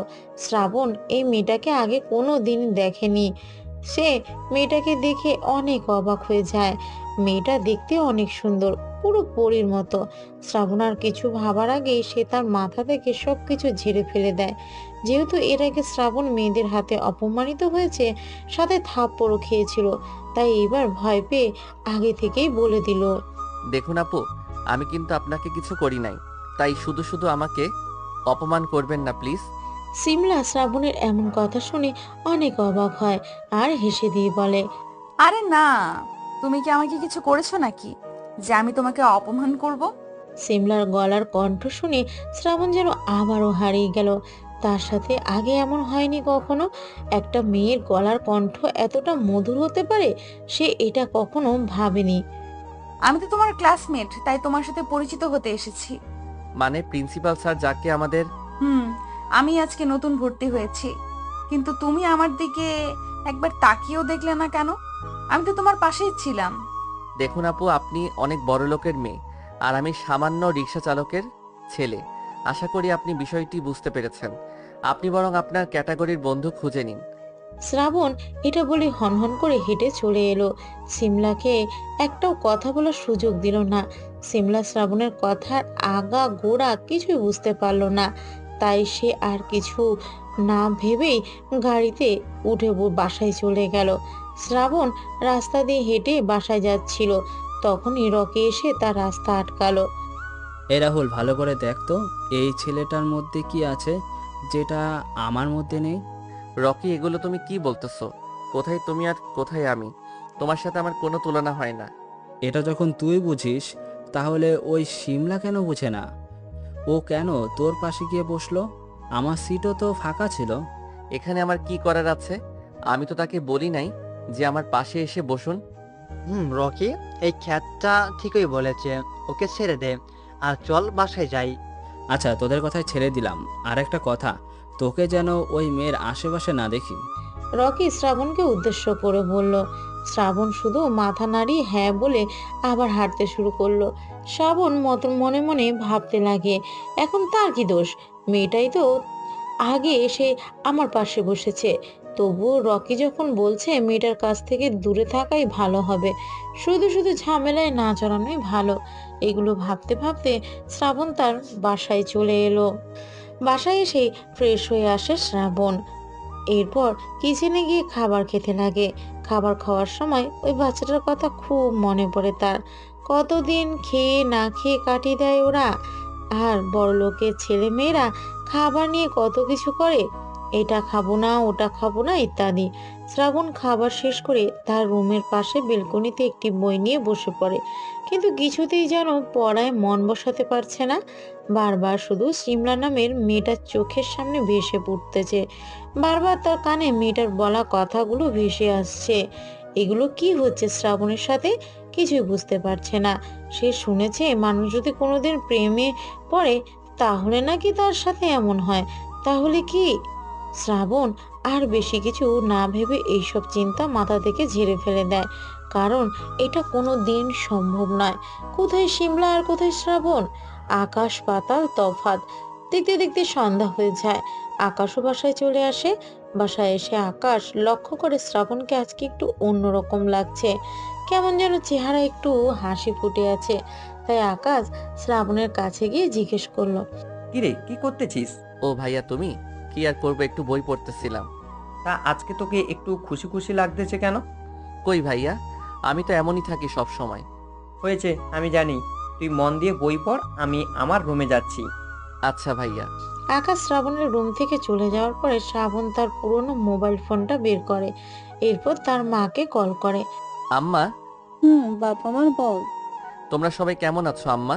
আমরা ভালো আছি, তো চিন্তা করতে হবে না। তুই কেমন আছিস সেটা বল। আম্মা, আমি এখানে অনেক ভালো আছি। এখানে আমি একটা ভাইয়ার সাথে থাকি, সে খুবই ভালো মানুষ।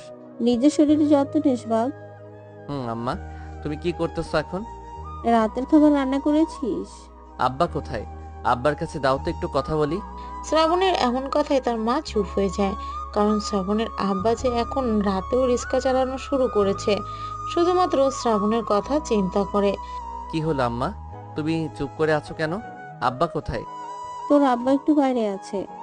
আচ্ছা আম্মা, আব্বা এলে আমার কথা বইলো।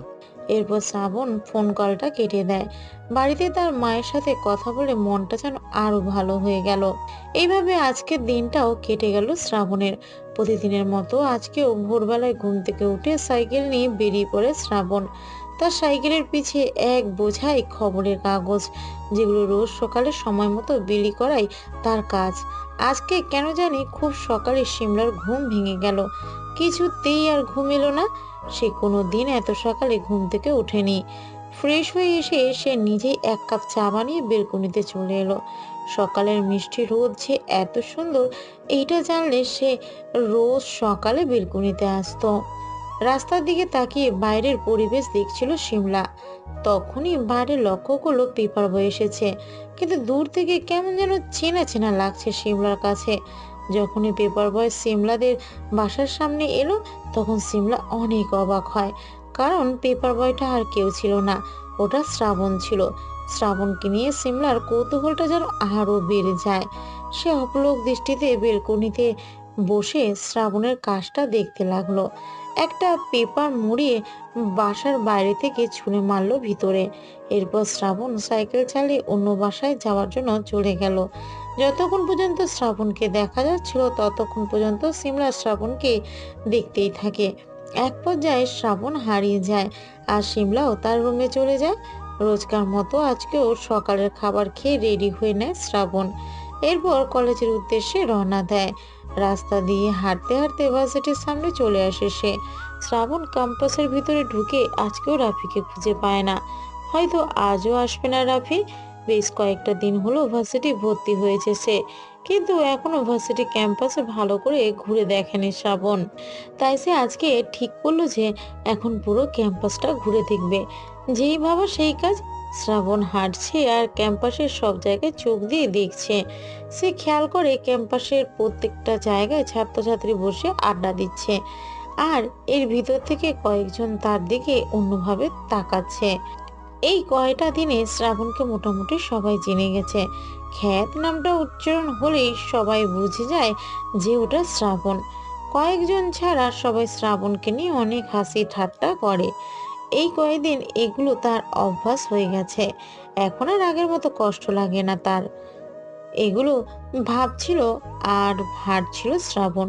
তখনই ঘটলো এক বিপত্তিকর ঘটনা। শ্রাবণ অন্যদিকে তাকিয়ে হাঁটছিল, আর তখনই সে একটা মেয়ের গায়ের উপর গিয়ে ধাক্কা খায়। মেয়েটা আর শ্রাবণ দুজনেই মাটিতে পড়ে যায়। মেয়েটা ভীষণ রেগে যায়। মাটি থেকে উঠেই শ্রাবণের গালে ঠাস করে একটা থাপ্পড় বসিয়ে দেয়। শ্রাবণ তাল সামলাতে না পেরে একটু পিছিয়ে যায়। ভার্সিটির সবাই এই বিষয়টা দেখে বেশ মজা পেল। তারা সবাই আরো আগ্রহ নিয়ে বিষয়টি দেখতে লাগলো। তোর সাহস কি করে হয় আমাকে ধাক্কা দেওয়ার? ছোট লোক কোথাকার, নিজের চেহারার দিকে তাকিয়ে দেখেছিস কখনো? কাইল্লা ভূত একটা, তোকে তো ইচ্ছে করতেছে। আই এম সরি, আমি আসলে আপনাকে দেখতে পাইনি, না দেখে আপনার সাথে ধাক্কা খাই। তখন এই মেয়েটার ফ্রেন্ডরা চলে এলো। তারা সবাই মেয়েটাকে জিজ্ঞেস করলো, নাবিলা কি হয়েছে তোর? এই খ্যাতের সাথে দাঁড়িয়ে কি করতেছিস? নাবিলা নামের মেয়েটা সবকিছু খুলে বলল। তোর সাহস হয় কি করে নাবিলাকে ধাক্কা দেওয়ার? শালার খ্যাত কোথাকার, কি নোংরা জামা কাপড়, দেখলেই তো বমি আসে। আমি বুঝতে পারি নাই, না দেখে ধাক্কা লেগে গেছে, দয়া করে আমাকে মাফ করে দিন। তখন এই লাবিরার মাথায় একটা দুষ্ট বুদ্ধি আসে। সে শ্রাবণকে বলে, মাফ করতে পারি, তবে তবে কি? তোকে সকলের সামনে কান ধরে 10 বার উঠবোস করতে হবে। না, এটা আমি করতে পারবো না। সামান্য একটা ধাক্কা লাগার কারণে এটা আমি করতে পারবো না। খ্যাত আবার মুখে মুখে কথা বলে। আমি বলেছি ব্যাস তোকে এটা করতে হবে, না হলে আমি কিন্তু আমার ছেলে ফ্রেন্ডদের ডাক দিব। ওরা যে তোর কি হাল করতে পারে সেটা তোর কল্পনার বাইরে। শ্রাবণ আর কোনো রাস্তা না পেয়ে সকলের সামনে কান ধরে উঠবোস করতে লাগে। ভার্সিটির সবাই জোরে জোরে কাউন্ট করছে, যেন একটা কোনো সার্কাস হচ্ছে। শ্রাবণ তার চোখের পানি আটকে রাখতে পারে না। চোখ থেকে টপ টপ করে পানি গড়িয়ে পড়ে। তবুও কারো মায়া হয় না ছেলেটার জন্য। এইভাবে 5 বার করার পর কোথা থেকে সেই দিনের সিমলা মেয়েটা শ্রাবণের সামনে চলে আসে।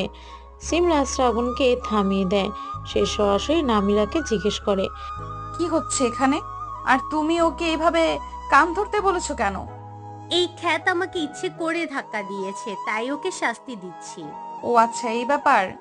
মনে করো তুমি হঠাৎ কালকে আমার সাথে ধাক্কা খেলে, এরপর আমি বললাম যে তুমি আমাকে ইচ্ছে করে ধাক্কা দিছো, তখন যদি আমি তোমাকে কান ধরতে বলি তুমি কি ধরবে? নাবিলা মেয়েটা চুপ হয়ে যায়। তখনই পাশ থেকে একজন বলে ওঠে, কোথায় নাবিলা আর কোথায় এই খ্যাত? তাহলে আমি যদি বলি কোথায় আমি আর কোথায় এই নাবিল? আমার বাবা শহরের সব থেকে বড় বিজনেসম্যান, আমার সাথে তো নাবিলার কোনো দিক দিয়েই যায় না, তার মানে নাবিলা কান ধরবে? এইবার সবাই চুপ হয়ে যায়। পুরো কলেজ এতক্ষণ ধরে সিমলার কথা শুনছিল। সকলের মনে এইবার একটু মায়া হলো শ্রাবণের জন্য। কারো কাছে কোনো উত্তর নেই প্রশ্নের। সিমলা ওখানে আর দাঁড়িয়ে না থেকে শ্রাবণের হাত ধরে ক্যাম্পাসের একদম ফাঁকা একটা জায়গায় নিয়ে এলো। শ্রাবণ এখনো কান্না করে চলেছে। সিমলা ব্যাপারটা বুঝতে পেরে টিস্যু দিয়ে শ্রাবণের চোখের পানি মুছে দিল। তখনই শ্রাবণ অপলকভাবে সিমলার দিকে তাকিয়েছিল। মেয়েটা আসলেই অনেক সুন্দর আর ভালো, তা না হলে কেউ কি এইরকম করে? তুমি তো আসলেই একটা বোকা। হঠাৎ সিমলার মুখে এমন কথা শুনে শ্রাবণ একটু লজ্জা পায় আর জিজ্ঞাসাসূচক দৃষ্টিতে তাকিয়ে থাকে সিমলার দিকে।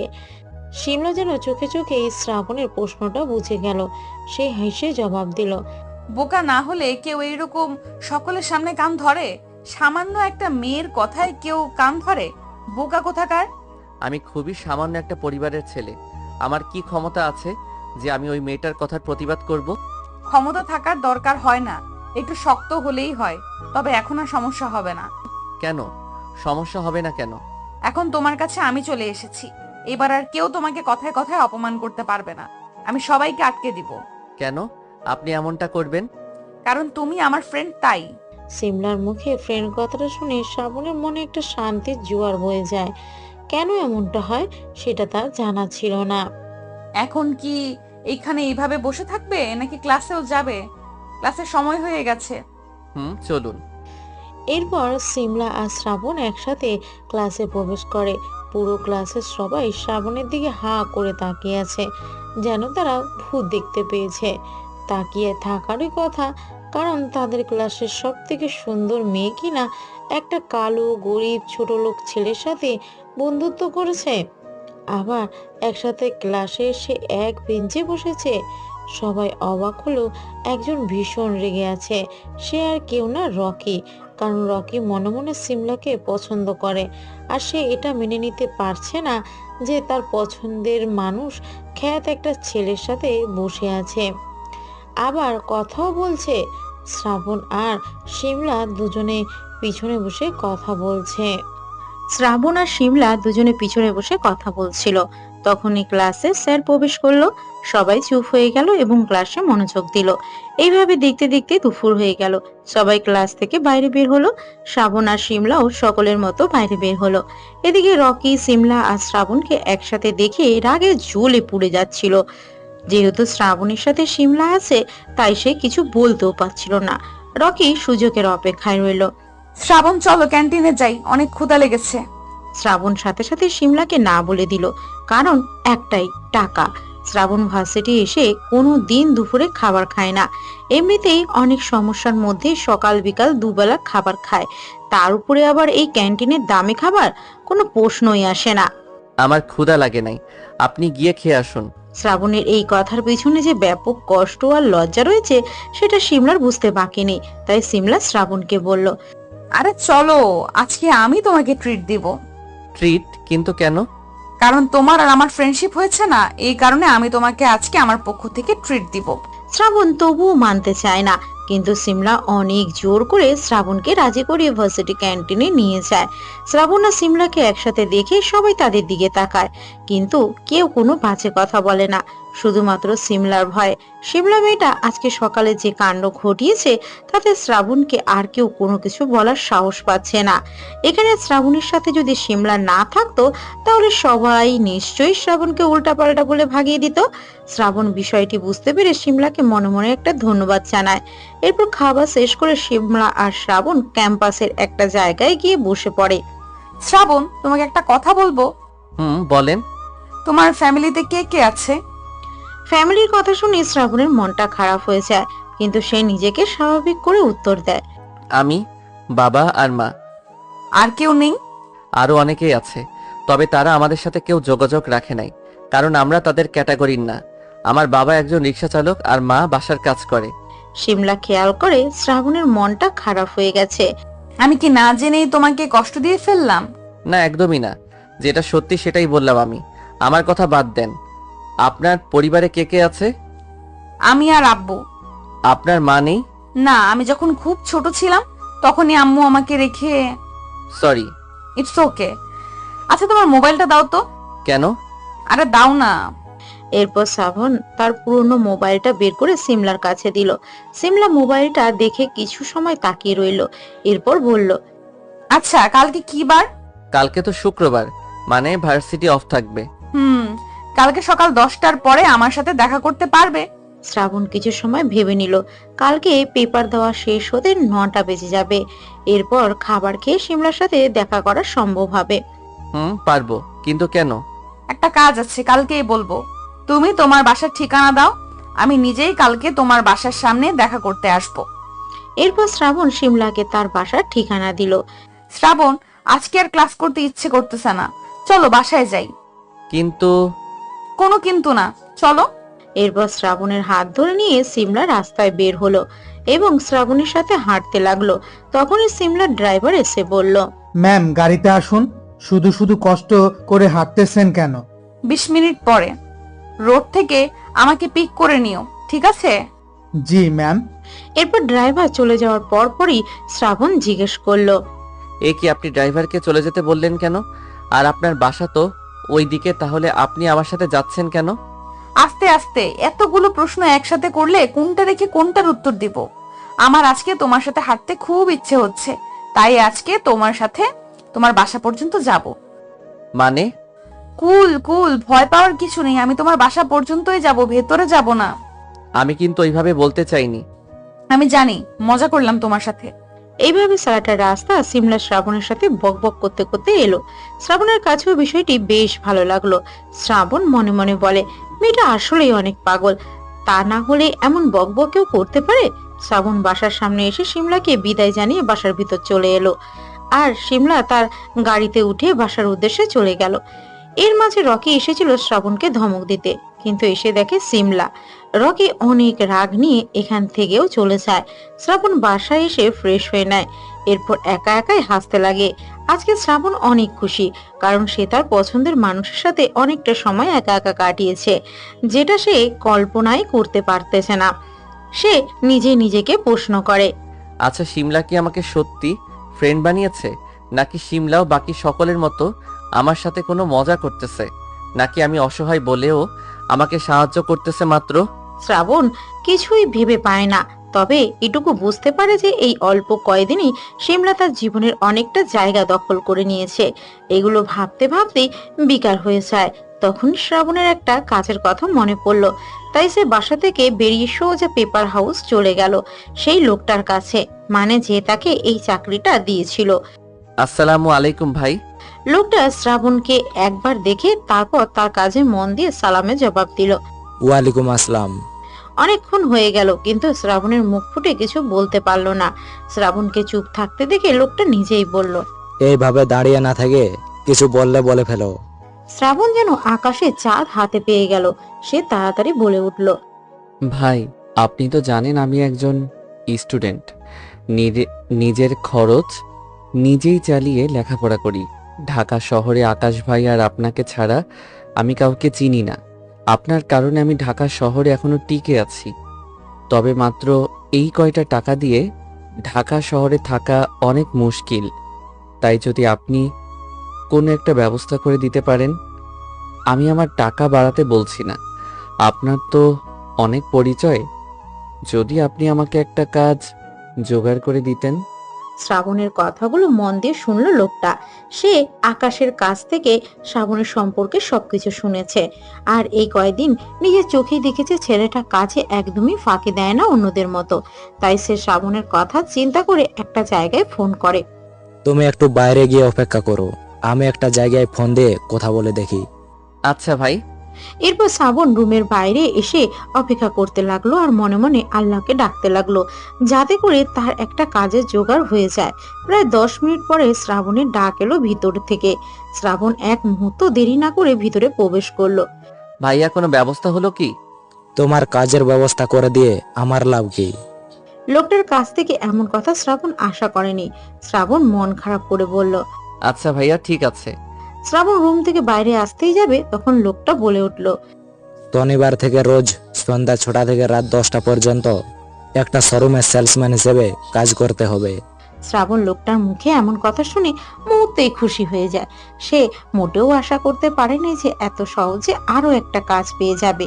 ভাই আপনাকে যে কি করে ধন্যবাদ দিব। এরপর লোকটা তার চেয়ার থেকে উঠে একটা বাক্স শ্রাবণের হাতে ধরিয়ে দিল, সাথে একটা শোরুমের ঠিকানা যেখানে তাকে কাজ করতে হবে। ভাই এই বাক্সের মধ্যে কি আছে? ওই দোকানের সব সেলসম্যান একই শার্ট প্যান্ট পরে কাজে আসে, আর এটার মধ্যে সে শার্ট প্যান্ট আছে যেটা তোমাকে পরে যেতে হবে। জি ভাই, বুঝতে পেরেছি। আজকে তাহলে আমি আসি। আর বেতন কিন্তু বেশি না, ওখানেও তোমাকে মাসে 5,000 করে দেবে। আচ্ছা ভাইয়া। এরপর শ্রাবণ হাসি মুখে পেপার হাউস থেকে বেরিয়ে আসে, বাক্সটা নিয়ে সোজা বাসার দিকে হাঁটা শুরু করে। শ্রাবণ যে আজকে কত খুশি সেটা কেউ যদি না দেখলে বুঝবে না। শ্রাবণ খুশি মনে বাসায় চলে আসে। বাসায় আস্তে আস্তে সন্ধ্যা হয়ে যায়। বাসায় এসে কলিং বেল বাজাতেই আকাশ এসে দরজা খুলে দেয়। এই অসময়ে তুই কোথা থেকে এলি, আর হাতে এটা কিসের বাক্স? শ্রাবণ কিছু না বলে আকাশকে জড়িয়ে ধরে। আকাশ হেসে দিয়ে বলে, এই পাগল, কি হয়েছে? এই রকম করতেছিস কেন? ভাই আমি আরেকটা কাজ পেয়ে গিয়েছি। কাজ? কি কাজ? এরপর শ্রাবণ আকাশকে সবটা খুলে বলল। আকাশ শ্রাবণের কাণ্ড দেখে অবাক হয়ে যায়, কারণ ছেলেটা সত্যি অসাধারণ। তা না হলে এমন কেউ করে? সকালে পেপার বিলি করতে যায়, এরপর একটু রেস্ট না নিয়ে ভার্সিটিতে যায়, আবার বিকালে সেখান থেকে এসে শোরুমে গিয়ে কাজ করবে। সেখান থেকে রাত 10টায় এসে হয়তো পাগল ছেলেটা আবার বই পড়বে। তুই এত কষ্ট করতে পারবি? শ্রাবণ একটা হাসি দিয়ে বলে, ভাইয়া আমি গরিব ঘরের ছেলে, আমি সব করতে পারি, আর না পারলেও সময়ের সাথে তাল মিলিয়ে শিখে নিতে হয়। দেখিস তুই একদিন অনেক বড় হবি। ভাইয়া অনেক বড় হতে চাই না, শুধু এই সমাজে একটা সাধারণ মানুষ হিসেবে বাঁচতে চাই, যাতে মানুষ আমাদেরকে আর ছোট লোক বলে অপমান করতে না পারে। হবে হবে, সবই হবে একদিন। তোর এই ভাইয়ের কথা মিলিয়ে নিস। এরপর আকাশ আর শ্রাবণ যে যার রুমে চলে যায়। শ্রাবণ তার রুমে গিয়ে বই পড়তে লাগলো, কিন্তু আকাশকে পড়তে বসে শ্রাবণের চোখের সামনে শুধু শিমলা ভাসতে লাগলো। অনেক কষ্টে এর ভিতর থেকে বেরিয়ে সে আবার পড়ায় মনোযোগ দিল। পরের দিন সকাল সকাল ঘুম ভেঙে গেল শ্রাবণের। বিছানা থেকে উঠে ফ্রেশ হয়ে পেপার হাউসে চলে গেল। সেখান থেকে পেপার নিয়ে বেরিয়ে পড়লো। শিমলা আজকে ইচ্ছে করে তাড়াতাড়ি ঘুম থেকে উঠেছে, কারণটা হচ্ছে শ্রাবণ। শিমলা জানে সকালবেলা শ্রাবণ নিশ্চয়ই তাদের এখানে আসবে আর খবরের কাগজ দিয়ে যাবে, তাই শিমলা কালকের মতো 1 কাপ চা নিয়ে বেলকনিতে অপেক্ষা করতে লাগলো। বেশ কিছুক্ষণ পরে সেই মুহূর্ত চলে এলো। শ্রাবণ শিমলাদের বাসার সামনে এসে খবরের কাগজ দিয়ে সাইকেল নিয়ে আবার চলে গেল। শিমলার কেন জানি শ্রাবণের সব কাজ ভালো লাগে, তাই তো এই সকালবেলা বেলকনিতে বসে চোরের মতো শ্রাবণকে দেখছিল। মাঝে মাঝে এগুলো ভাবে শিমলার অনেক হাসি পায়, তবে বিষয়টি তার বেশ ভালো লাগে। আজকে একটু তাড়াতাড়ি খবরের কাগজ দেওয়া শেষ হয়েছে শ্রাবণের, কারণ শিমলা যে তাকে সকাল 10টার সময় দেখা করতে বলেছে। সকালের খাবার না খেয়ে শ্রাবণ তার সবচেয়ে ভালো শার্ট প্যান্ট পরে রাস্তায় দাঁড়িয়ে অপেক্ষা করতে লাগলো শিমলার জন্য। কিছুক্ষণ পরে শিমলার গাড়ি চলে এলো শ্রাবণের সামনে। ভিতর থেকে শিমলা গাড়ির দরজা খুলে দিল। শ্রাবণ, ভেতরে এসো। শ্রাবণ একটু ভয় পেয়ে যায়, কারণ এর আগে সে কখনো এই ধরনের গাড়িতে উঠে নাই। যদি ভিতরে গিয়ে কোনো কিছু উল্টাপাল্টা করে দেয়, তাই ভয়ে উঠতে চাচ্ছিল না শ্রাবণ। বিষয়টি বুঝতে পেরে শিমলা গাড়ি থেকে নেমে শ্রাবণের হাত ধরে গাড়িতে উঠায়। এরপর শিমলা ড্রাইভারকে গাড়ি চালাতে বলে। আপনি তো বলেছিলেন দেখা করবেন, তাহলে এখন আমাকে নিয়ে কোথায় যাচ্ছেন? একদম চুপ করে বসে থাকো, তোমার জন্য আজকে অনেক সারপ্রাইজ আছে। আমার কোনো সারপ্রাইজের দরকার নেই। কিন্তু শিমলা এই কথার কোনো উত্তর দেয় না, আর শ্রাবণও চুপ হয়ে বসে থাকে। কিছু সময় পর গাড়িটা একটা মোবাইলের শোরুমের সামনে এসে দাঁড়ালো। শ্রাবণ আর শিমলা দুজনে গাড়ি থেকে বের হলো। আমাকে এখানে নিয়ে এলেন কেন? একদম চুপ, আমার সাথে সাথে এসো। এরপর শ্রাবণ শিমলার পিছে পিছে যেতে লাগলো। দোকানের স্টাফগুলো শ্রাবণের দিকে একটু অন্যভাবে তাকাচ্ছিল। শ্রাবণ সেগুলো লক্ষ্য না করে শিমলার পিছে গিয়ে দাঁড়িয়ে রইল। এরপর শিমলা একের পর এক ফোন দেখতে লাগলো। কোনোটাই পছন্দ হচ্ছিল না তার। অবশেষে একটা ফোন চয়েস করে শ্রাবণকে দেখিয়ে জিজ্ঞেস করলো, এটা কেমন? শ্রাবণ ভাবে শিমলা হয়তো ওর নিজের জন্য ফোন কিনছে, তাই সে বলে দেয়, ভালো। কিন্তু বিপত্তি তো তখন ঘটলো যখন শিমলা টাকা দিল, কারণ ফোনটার দাম 1 লক্ষ টাকার বেশি ছিল। শ্রাবণের তো মাথা নষ্ট হওয়ার পালা, কারণ সে যে মোবাইল ব্যবহার করে এটা মাত্র 900 টাকার, আর এই মোবাইলের দাম 1 লাখেরও বেশি। কিন্তু পরে শ্রাবণ নিজেকে ঠিক করে নেয়, কারণ বড় লোকদের কারবার একটু বড় বড়ই হয়। শ্রাবণ চলো, আমার কাজ হয়ে গেছে। শ্রাবণ এখনো যেন শকের মধ্যে আছে। সে শুধু মাথা নাড়িয়ে শিমলার পিছে পিছে যেতে লাগলো। এরপর আবারও তারা গাড়িতে উঠলো। কিছু সময় গাড়ি চলার পরে আবারও একটা শোরুমের সামনে এসে গাড়ি থামলো। তবে এটা মোবাইলের শোরুম না, শার্ট প্যান্টের শোরুম। শ্রাবণ কিছুই বুঝছে না যে শিমলা তাকে নিয়ে কেন এইভাবে জায়গায় এসেছে। তখনই শিমলা বলে উঠলো, এখানেই দাঁড়িয়ে থাকবে নাকি আমার সাথে ভেতরে যাবে? এইবার তো আরো অবাক হলো শ্রাবণ, কারণ শিমলা ছেলেদের শার্ট প্যান্ট দেখছে, সেটাও আবার শ্রাবণের মাপ অনুযায়ী। শ্রাবণ এই বিষয়টি ইজি ভাবে নেয়। সেইভাবে তার মতো শিমলার হয়তো কোনো কাজিন আছে, তার জন্যই হয়তো এগুলো কিনছে। বেশ কয়েকটা শার্ট প্যান্ট শপিং করে শিমলা আর শ্রাবণ এখান থেকে বের হলো। উফ, এত কিছু কিনতে কিনতে দুপুর হয়ে গেল। চলো রেস্টুরেন্টে গিয়ে কিছু খেয়ে নিই। না না, আমার ক্ষুধা লাগে নাই, আমি খাবো না, তুমি গিয়ে খেয়ে আসো। শ্রাবণের না বলার পেছনের কারণ শিমলা জানে, তাই সে শ্রাবণের হাত ধরে একটা রেস্টুরেন্টে নিয়ে যায়। শ্রাবণের কাছে শিমলার এইসব পাগলামিগুলো বেশ ভালোই লাগে, তাই তো কথায় কথায় সে এত না না করে। খাবার খাওয়া শেষ করে শিমলা আর শ্রাবণ দুজনেই বাইরে বেরিয়ে আসে। এরপর শিমলার হাতে থাকা সকল শপিং ব্যাগ গাড়িতে রেখে দিল। চলো।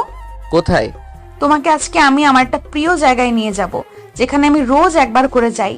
আজকে আমি তোমাকে সেখানেই নিয়ে যাব।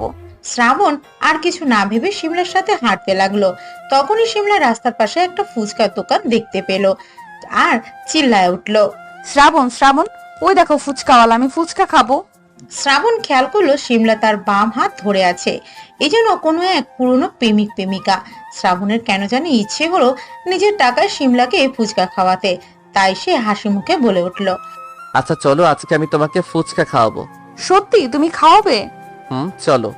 এরপর শ্রাবণ ফুচকাওয়ালার কাছে গিয়ে এক প্লেট ফুচকা দিতে বলল। এ কি, তুমি খাবে না? আমি এগুলো খাই না, তুমি খাও আর আমি তোমার খাওয়া দেখি। আচ্ছা। শিমলা হাসি মুখে ফুচকা খেতে লাগলো। তখনই শিমলার চোখ গেল পাশের একটা কাপলের দিকে। তারা দুজন দুজনকে খাইয়ে দিচ্ছিল। এটা দেখা মাত্র শিমলা তাদের দিকে তাকিয়ে রইল আর ভাবতে লাগলো, তাকেও যদি শ্রাবণ ফুচকা খাইয়ে দিত। শ্রাবণ যেন শিমলার মনের কথা পড়ে নিল। সে সব কিছু ভুলে গিয়ে প্লেট থেকে একটা ফুচকা নিয়ে শিমলার মুখের সামনে ধরল। আর শিমলা এটা দেখে চোখ বড় বড় করে শ্রাবণের দিকে তাকিয়ে রইল এবং এক গালে ফুচকা খেয়ে নিল। এইভাবে সবগুলো ফুচকা খেয়ে নিল। খাওয়া শেষে শিমলা আর শ্রাবণ দুজনে ভীষণ লজ্জা পাচ্ছিল। একজন আরেকজনের চোখের দিকে তাকাতে পারছিল না। শ্রাবণ আর দাঁড়িয়ে না থেকে ফুচকাওয়ালার বিল দিয়ে দিল। আজকে সে বাসা থেকে টাকা নিয়েই বেরিয়েছিল, ভেবেছিল যদি কোনো কাজে লেগে যায়। অবশেষে কাজে লেগেই গেল। শ্রাবণ আর শিমলা আবার হাঁটতে লাগলো রাস্তার পাশ দিয়ে। নীরবতা ভেঙে শিমলাই বলে উঠল, একটা জিনিস খেয়াল করেছো শ্রাবণ? কি? তুমি আমাকে আর আপনি করে নয়, তুমি করে বলতেছো। শিমলার কথা শ্রাবণ অনেক লজ্জা পেল। সে সাথেই বলে উঠল, সরি, ভুলে বলে ফেলেছি। আমিও চাই এই ভুলটা তুমি বারবার করো। শ্রাবণ শিমলার কথার মানে বুঝে গেল, তাই আর কোনো কথা বলল না। প্রায় 10 মিনিট হাঁটার পরে শ্রাবণ আর শিমলা একটা নদীর পাড়ে চলে এলো। এ যেন এক অপরূপ দৃশ্য। নদীর পাড়ের একটা বেঞ্চে গিয়ে বসলো তারা। নদীতে ছোটখাটো অনেক নৌকো আছে। এই ব্যস্ত শহরে যে এমন একটা জায়গা আছে এটা শ্রাবণের জানা ছিল না। সে অবাক হয়ে দূরের বিল্ডিং গুলো দেখতে লাগে। সত্যি জায়গাটা অনেক সুন্দর। কেমন লাগলো আমার পছন্দের জায়গা? অনেক সুন্দর। জানো, আমি এখানে রোজ আসি। এখানে এলে আমার একাকিত্ব দূর হয়ে যায়। মন খারাপ থাকলেও একদম ভালো হয়ে যায়। সত্যি জায়গাটা অনেক ভালো। এইভাবে শিমলা শ্রাবণ অনেক কথা বলতে লাগলো, যে কথা কোনো দিনও শেষ হওয়ার ছিল না। দেখতে দেখতে বিকাল হয়ে গেল। শ্রাবণের হুঁশ এলো। এতক্ষণ যেন মনেই ছিল না সে কতক্ষণ ধরে এখানে আছে। শিমলা, বিকাল হয়ে গেছে, এখন আমাকে বাসায় যেতে হবে। আর কিছু সময় থাকি না, আমার অনেক ভালো লাগতেছে। না, বাসায় কিছু কাজ আছে। কাজের কথা শুনে শিমলা আর শ্রাবণকে জোর করে না। তারা হেঁটে বাড়ির কাছে চলে যায়। এরপর সোজা শ্রাবণের বাসার সামনে চলে আসে। এখানে এসে শ্রাবণ সবচেয়ে বেশি অবাক হয়, কারণ শিমলা এখানে এসে এমন একটা কাণ্ড ঘটিয়ে বসে যেটা শ্রাবণের কল্পনার বাইরে ছিল। কারণ শ্রাবণ যখন গাড়ি থেকে নেমে বাসার ভিতরে যাবে তখন শিমলা শ্রাবণকে ডাক দেয়। শ্রাবণ শিমলার দিকে ঘুরে তাকায়। আমার কাছে এসো। এখন আবার কি হলো? আমি কিন্তু এখন তোমার সাথে আর কোথাও যেতে পারবো না। এটা বলতে বলতে শ্রাবণ সিমলার কাছে যায়। শ্রাবণ সিমলার কাছে গেলেই সিমলা শ্রাবণের হাতে সব শপিং গুলো ধরিয়ে দেয়। শ্রাবণ অবাক হয়ে জিজ্ঞেস করে, এগুলো আমার হাতে দিচ্ছ কেন? কারণ ওগুলো সব তোমার, এগুলো আমি তোমার জন্যই কিনেছি। শ্রাবণ অনেক বড়সড় একটা শখ খায়। সে সাথে সাথেই এগুলো সিমলার হাতে দিয়ে দেয়। না, এগুলো আমি নিতে পারবো না। কিন্তু কেন? আমি চাই না কেউ আমাকে দয়া করুক, আর তাছাড়াও এগুলোর কোনো দরকার নেই আমার। তোমার কি মনে হয় আমি তোমাকে দয়া করে এগুলো দিচ্ছি? সে যেটাই হোক, আমি এত দামি জিনিস ব্যবহার করার যোগ্য না। প্লিজ তুমি এগুলো নিয়ে যাও। তুমি আমার ফ্রেন্ড, আমি কখনোই চাইবো না যে আমার ফ্রেন্ডকে কেউ ছোট লোক খ্যাত বলুক। কাল থেকে তুমি এগুলো ব্যবহার করবে। আমি যেমন তেমনই ঠিক আছি, আমার এগুলোর দরকার নেই। তুমি যদি এগুলো না নাও তাহলে আমি মনে করব তুমি আমাকে ফ্রেন্ডই মনে করো না। শ্রাবণ এবার দোটানায় পড়ে গেল। সে কোনো উপায় না পেয়ে সিমলার হাত থেকে জিনিসগুলো নিল। এটা দেখে সিমলা একটা বিশ্বজয়ের হাসি দিল। শ্রাবণ, জানো আজকে আমার জীবনের সবচেয়ে বেস্ট দিনগুলোর মধ্যে একটা ছিল। আমারও। এরপর সিমলা শ্রাবণকে বিদায় জানিয়ে গাড়ি করে চলে গেল। আর শ্রাবণ তার ফ্ল্যাটের সামনে চলে এলো। দরজার সামনে এলো, কলিং বেল বাজানোর পরে আকাশ এসে দরজা খুলে দিল। শ্রাবণ, তোর হাতে এইগুলো কি?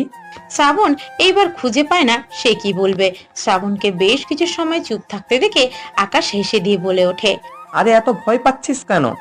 আমি উপর থেকে সব দেখেছি, তোর আর ওই মেয়েটার কাণ্ড। আসলে ভাইয়া, লজ্জা পেতে হবে না। তুই কি মেয়েটাকে পছন্দ করিস? ভাইয়া, কিন্তু ওরা অনেক বড় লোক, ওদের সাথে আমাদের যায় না। তাই এই পছন্দের কথা আমার মনের মাঝেই থাক। আরে বোকা, ভালোবাসা টাকা পয়সা দিয়ে হয় না। দুজন দুজনকে চাইলেই ভালোবাসা হয়, সেটা ধনী কি গরিব এটা কোনো অপরাধ না। তবে ভাইয়া, মেয়েটা আমাকে ভালো ফ্রেন্ড মনে করে, এর থেকে বেশি কিছু না। সেটা তো একটু আগেই দেখলাম। শ্রাবণ লজ্জা পেয়ে ওর রুমে চলে গেল আর আকাশ হাসতে হাসতে বাইরে চলে গেল। এদিকে শ্রাবণের গ্রামের বাড়ি। বিকালবেলা শ্রাবণের বাবা এবং মা বসে বসে কথা বলছিল। তখনই তাদের সামনে একটি গাড়ি এসে থামে। গাড়ি থেকে একটা লোক বেরিয়ে আসে।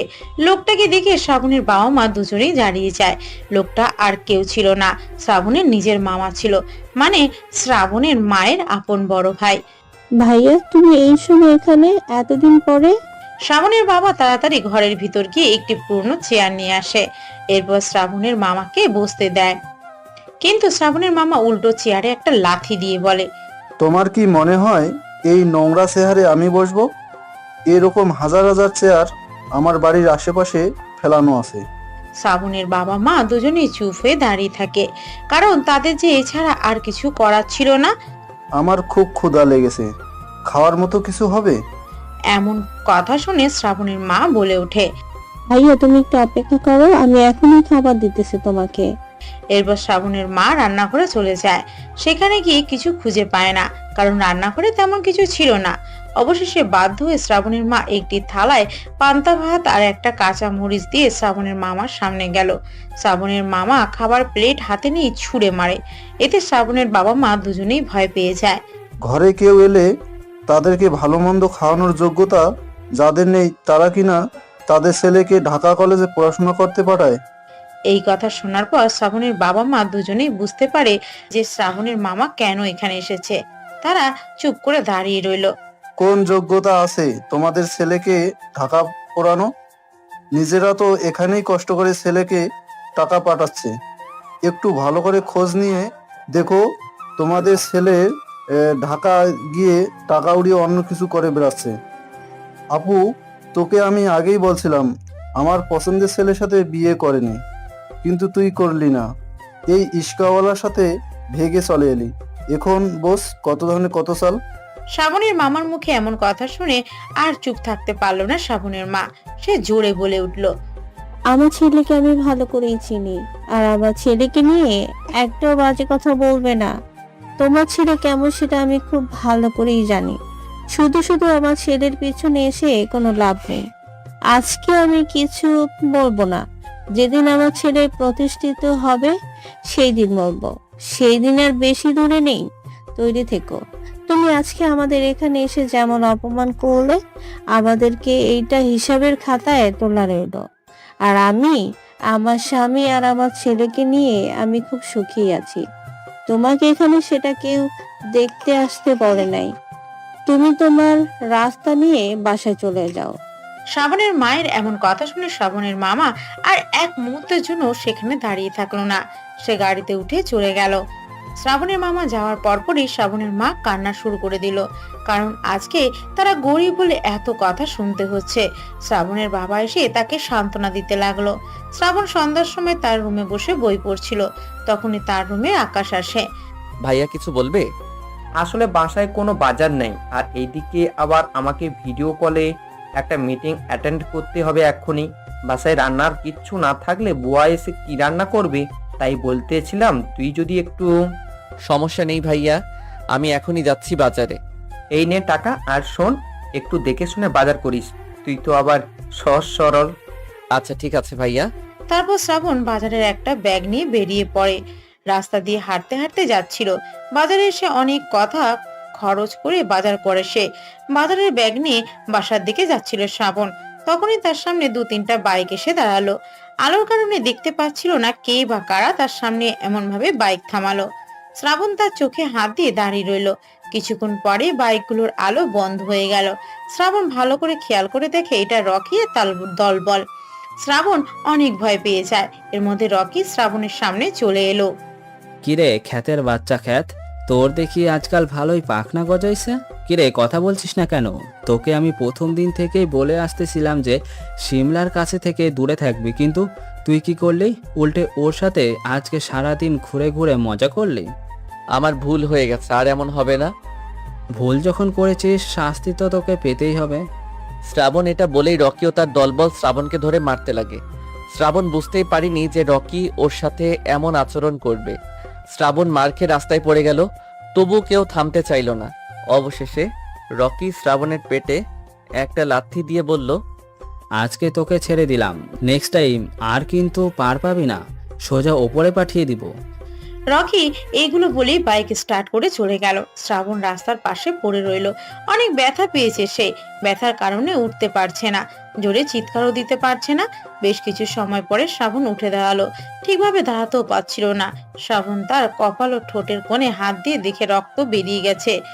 সে ওই রক্ত তার জামা দিয়ে মুছে নেয়। এরপর আশেপাশে তাকাতে লাগে। অবশেষে তার বাজারের ব্যাগ পেয়ে যায়। বাজারের ব্যাগ হাতে নিয়ে আস্তে আস্তে হাঁটতে লাগলো শ্রাবণ। প্রচুর ব্যথা পেয়েছে, কিন্তু কিছু করার নেই তার। তাকে বাসায় যেতে হবে। শ্রাবণ সামনে এসে কলিং বেল বাজালো শ্রাবণ। আকাশ এসে দরজা খুলে দিল। আকাশ শ্রাবণের কপালে রক্ত দেখে অনেক ভয় পেয়ে যায়। এ কি শ্রাবণ, তোর এই অবস্থা হলো কি করে? তোর সাথে এমন রক্ত কেন? এগুলো বলতে বলতে সে শ্রাবণকে ধরে বাসার ভিতরে নিয়ে এলো। বাজারের ব্যাগ অন্য পাশে রেখে ফার্স্ট এড বক্স নিয়ে এলো আকাশ। এরপর শ্রাবণের কাটা জায়গায় ব্যান্ডেজ করে দিল। এখনো চুপ করে থাকবি? আমাকে বলতে হবে তো নাকি? না হলে আমি কি বুঝবো? ভাইয়া, রকি ও তার বন্ধুরা আমাকে মেরেছে। এই রকি, আর তোকেই বা মেরেছে কেন? আকাশ অবাক হয়ে জিজ্ঞেস করলো। এরপর শ্রাবণ সবটা খুলে বলল। সিমলার কারণে তাকে মারা হয়েছে এটাও বলল। আকাশ সবটা শুনে চুপ করে রইল। শোন ভাই, তুই ঢাকা শহরে লেখাপড়া করতে এসেছিস, তোর এখন এইসব ব্যাপারে না জড়ানোই ভালো। দেখ, তোর যদি কিছু হয়ে যায় তাহলে তোর বাবা মায়ের কি হবে বলতো? শ্রাবণ আকাশের কথার কোনো জবাব দেয় না। এরপর আকাশ শ্রাবণের জন্য খাবার নিয়ে আসে। শ্রাবণ খাবার খেয়ে নেয়। এখন ঘুমিয়ে পড়, অনেক ক্লান্ত হয়ে আছিস তুই। আকাশ শ্রাবণের রুম থেকে বেরিয়ে যায়। শ্রাবণ আস্তে আস্তে ঘুমিয়ে পড়ে। আকাশ তার রুমে বসে অফিসের কাজ করছিল ল্যাপটপে। তখনই তার এক কানে একটা ফোন কলের আওয়াজ আসে। সেই আওয়াজটা শ্রাবণের রুম থেকে পায়। শ্রাবণ যেহেতু ঘুমিয়ে পড়ে, তাই শ্রাবণ টের পায় না। অবশেষে আকাশ বাধ্য হয়ে শ্রাবণের রুমে আসে আর শ্রাবণের নতুন ফোনে কল রিসিভ করে। ফোনটা আর কেউ না, শিমলা করেছিল। হ্যালো শ্রাবণ। আমি শ্রাবণ না, শ্রাবণের বড় ভাই আকাশ। আসসালামু আলাইকুম ভাইয়া। ওয়ালাইকুম সালাম। ভাইয়া শ্রাবণ কোথায়? ও অসুস্থ, ওর রুমে বিশ্রাম নিচ্ছে। কেন ভাইয়া? ও তো বিকেলে ঠিকই ছিল, হঠাৎ করে ওর কি হলো? রকি নামের একটা ছেলেও তার বন্ধুরা আজ সন্ধ্যায় ওকে মেরেছে। কি? কিন্তু কেন? ওর কিছু হয়নি তো? ও ঠিক আছে? শ্রাবণ এখন মোটামুটি ঠিক আছে। কিন্তু ভাইয়া, রকি ওকে মারতে গেল কেন? কারণটা তুমি? আমি মানে? ভাইয়া ঠিক বুঝলাম না। দেখ, আমি স্পষ্টভাবে বলতে পছন্দ করি, রকি তোমাকে পছন্দ করে। তুমি আর শ্রাবণ ভার্সিটিতে সবসময় একসাথে থাকো, এই কারণেই রকি শ্রাবণকে মারধর করে। আশা করি তুমি বিষয়টি বুঝতে পেরেছো। ভাইয়া দেখো, শ্রাবণ ছেলেটা অনেক ভদ্র, ওর মতো ছেলে খুবই কম পাওয়া যায়। ও বাকি 10টা ছেলের মতো না, ও নিজের খরচ নিজেই চালায়। সকালে পেপার দেওয়া, এরপর আবার ভার্সিটি, সেখান থেকে এসে আবার শোরুমে কাজ করে। আমি ওকে সব থেকে কাজ থেকে কষ্ট করতে দেখেছি, তাই আমি জানি ওর জীবনে কতটা কষ্ট। প্লিজ তুমি ওর এই জীবনে কোনো বাধা তৈরি করো না। ভাইয়া আমি আপনাকে কথা দিচ্ছি, আজকের পর থেকে ভার্সিটিতে ওর কোনো সমস্যা হবে না, আপনি আমাকে বিশ্বাস করতে পারেন। এ কি, তুমি কান্না করতেছো কেন? আমি কিন্তু তোমাকে হাত করার জন্য কথাগুলো বলি নাই। ভাইয়া আপনি ওর খেয়াল রাখেন, আমি রকির ব্যাপারটা দেখতেছি। এরপর শিমলা কিছু না বলে ফোনটা কেটে দেয়। আকাশ শিমলার রাগ দেখে একটা হাসি দেয়। এরপর ফোনটা শ্রাবণের পাশে রেখে আকাশ তার রুমে চলে যায়। শিমলা ফোনটা কেটে দিয়ে সোজা তার বাবার কাছে চলে যায়। আব্বু আব্বু মামনি কি হয়েছে বলো। আব্বু, ভার্সিটিতে কয়েকটা ছেলে আমার একটা বন্ধুকে খুব মেরেছে আর ওর সাথে অনেক বাজে ব্যবহার করেছে। আমি ওকে এ শিক্ষা দিতে চাই। মামনি এত রেগে যাচ্ছ কেন? তোমার আব্বু আছে তো নাকি? রনি, এই রনি এদিকাই। শিমলার বাবা তার বডিগার্ড রনিকে ডাক দেয়। জি স্যার বলুন। কাল সকালে আমার মামনির সাথে ভার্সিটি যাবি এবং সাথে অনেক ছেলেপুলে নিয়ে যাস। এরপর মামনিকে যাকে বলবে তাকে ধরেই তার ক্লাসে নিবি, এমন ক্লাস নিবি যাতে করে আর দ্বিতীয়বার কোনো কিছু করার সাহস না পাই। Okay sir. মামনি এইবার খুশি? হ্যাঁ আব্বু, অনেক খুশি। আব্বু আমি না একজনকে ভালোবাসি। শিমলা হঠাৎ করে কথাটা বলে ফেললো।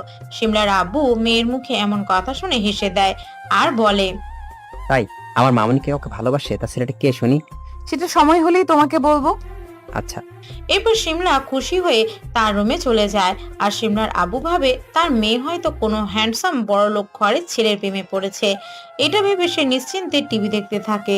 আজকে সকালে ঘুম থেকে উঠতে একটু দেরি হয়ে যায় শ্রাবণের। সে মোবাইলের দিকে তাকিয়ে দেখে সকাল 6টার বেশি বেজে গেছে।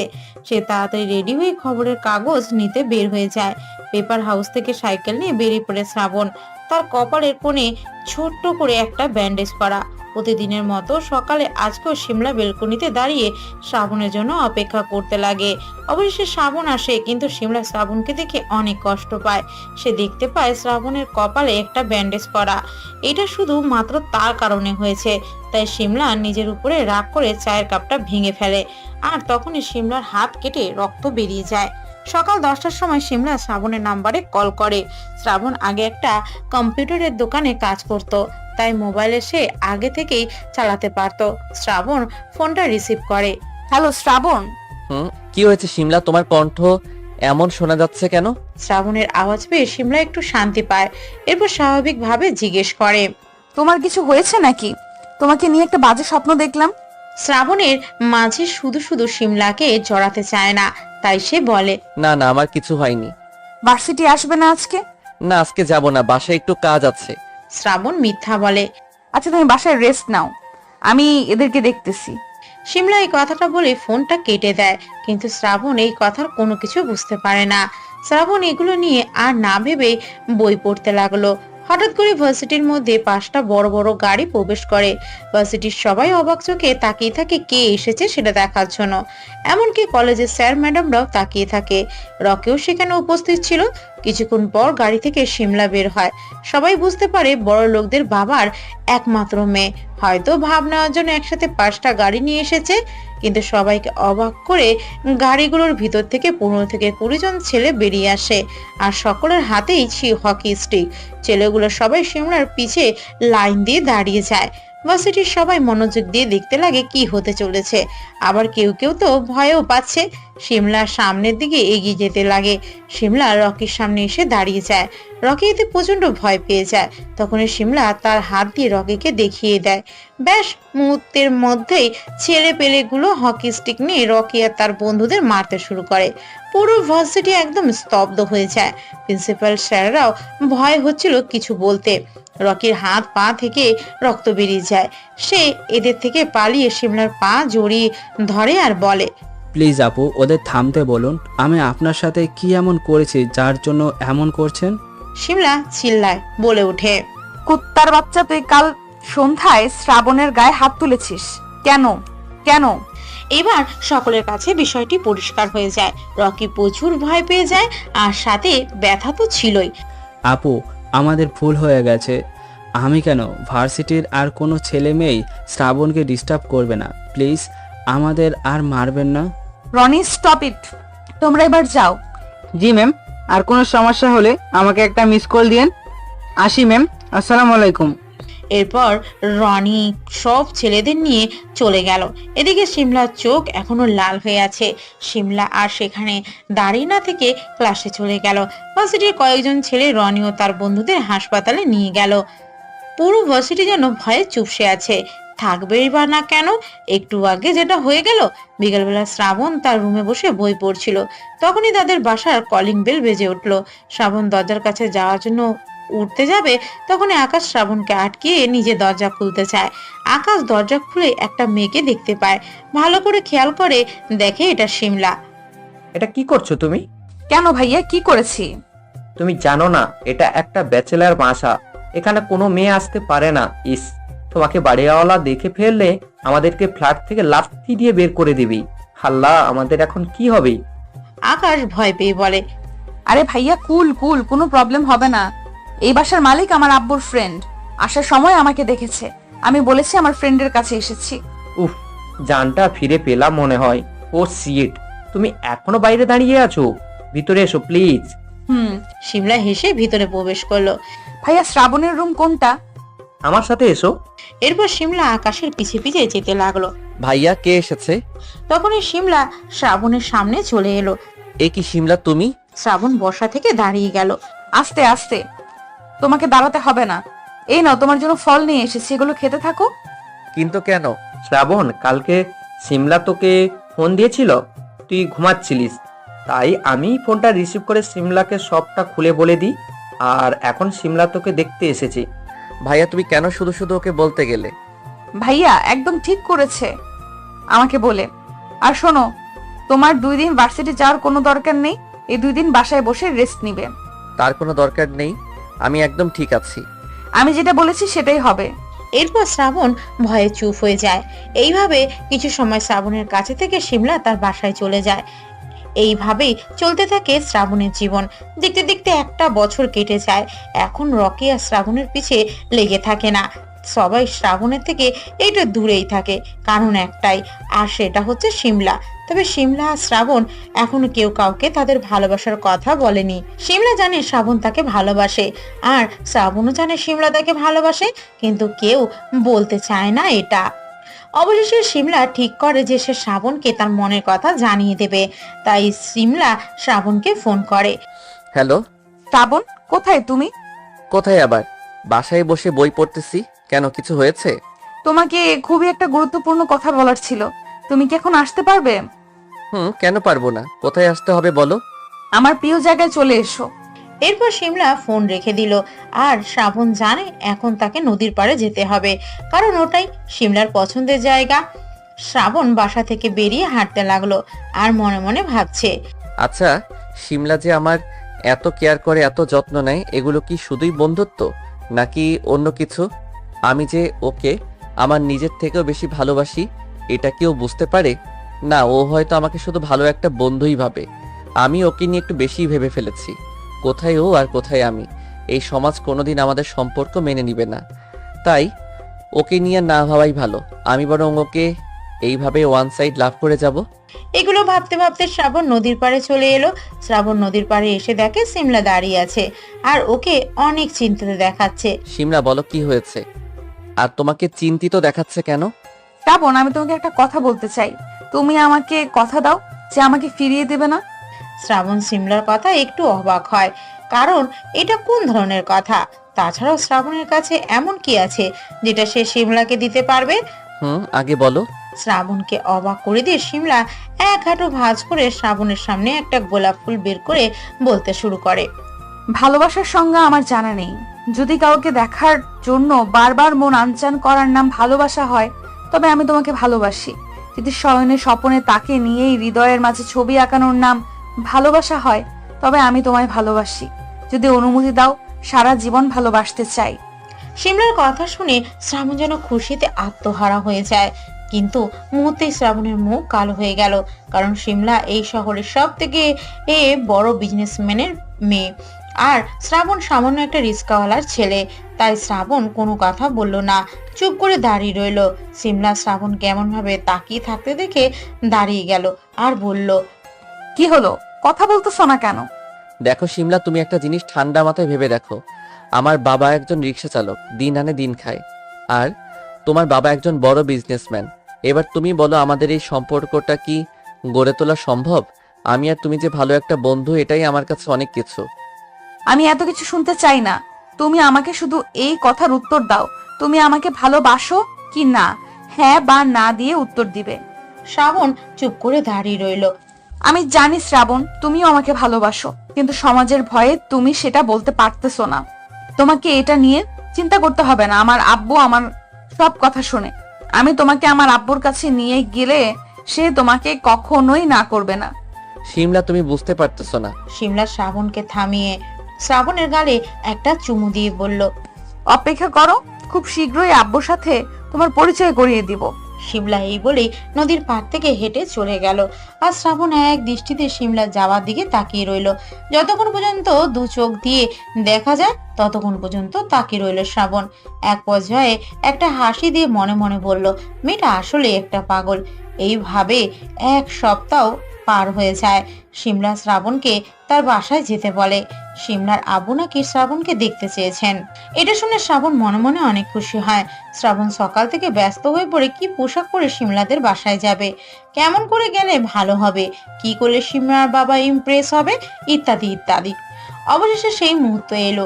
বিকেলবেলা শ্রাবণ শিমলার দেওয়া প্যান্ট শার্ট পরে শিমলার দেওয়া ঠিকানায় চলে যায়। কিন্তু শ্রাবণ বাসার সামনে এসে অনেক অবাক হয়, কারণ শিমলাদের বাসাটা অনেক বড় আর সুন্দর ছিল। তার থেকে বড় কথা হচ্ছে বাসাটা শ্রাবণ আগে থেকে চিনত, কারণ সে এখানে রোজ সকালে খবরের কাগজ দিতে আসে। এগুলো আর না ভেবে সে বাসার গেট দিয়ে ভিতরে প্রবেশ করে। এর আগে সে কখনো বাসার ভিতরে আসে নাই। বাসার ভিতরটা যেন আরো সুন্দর। অবশেষে কলিং বেল বাজালো শ্রাবণ। শিমলা এসে দরজা খুলে দিল। শিমলা যেন শ্রাবণের অপেক্ষাই করছিল। আব্বু ভেতরে সোফায় বসে আছে, তার সাথে ভালোভাবে কথা বলবে, আর যেটা জিজ্ঞেস করবে তার সঠিক জবাব দিবে কিন্তু। ওকে ওকে, এবার ভিতরে চলো। এরপর শ্রাবণ শিমলার পিছে পিছে যেতে লাগলো।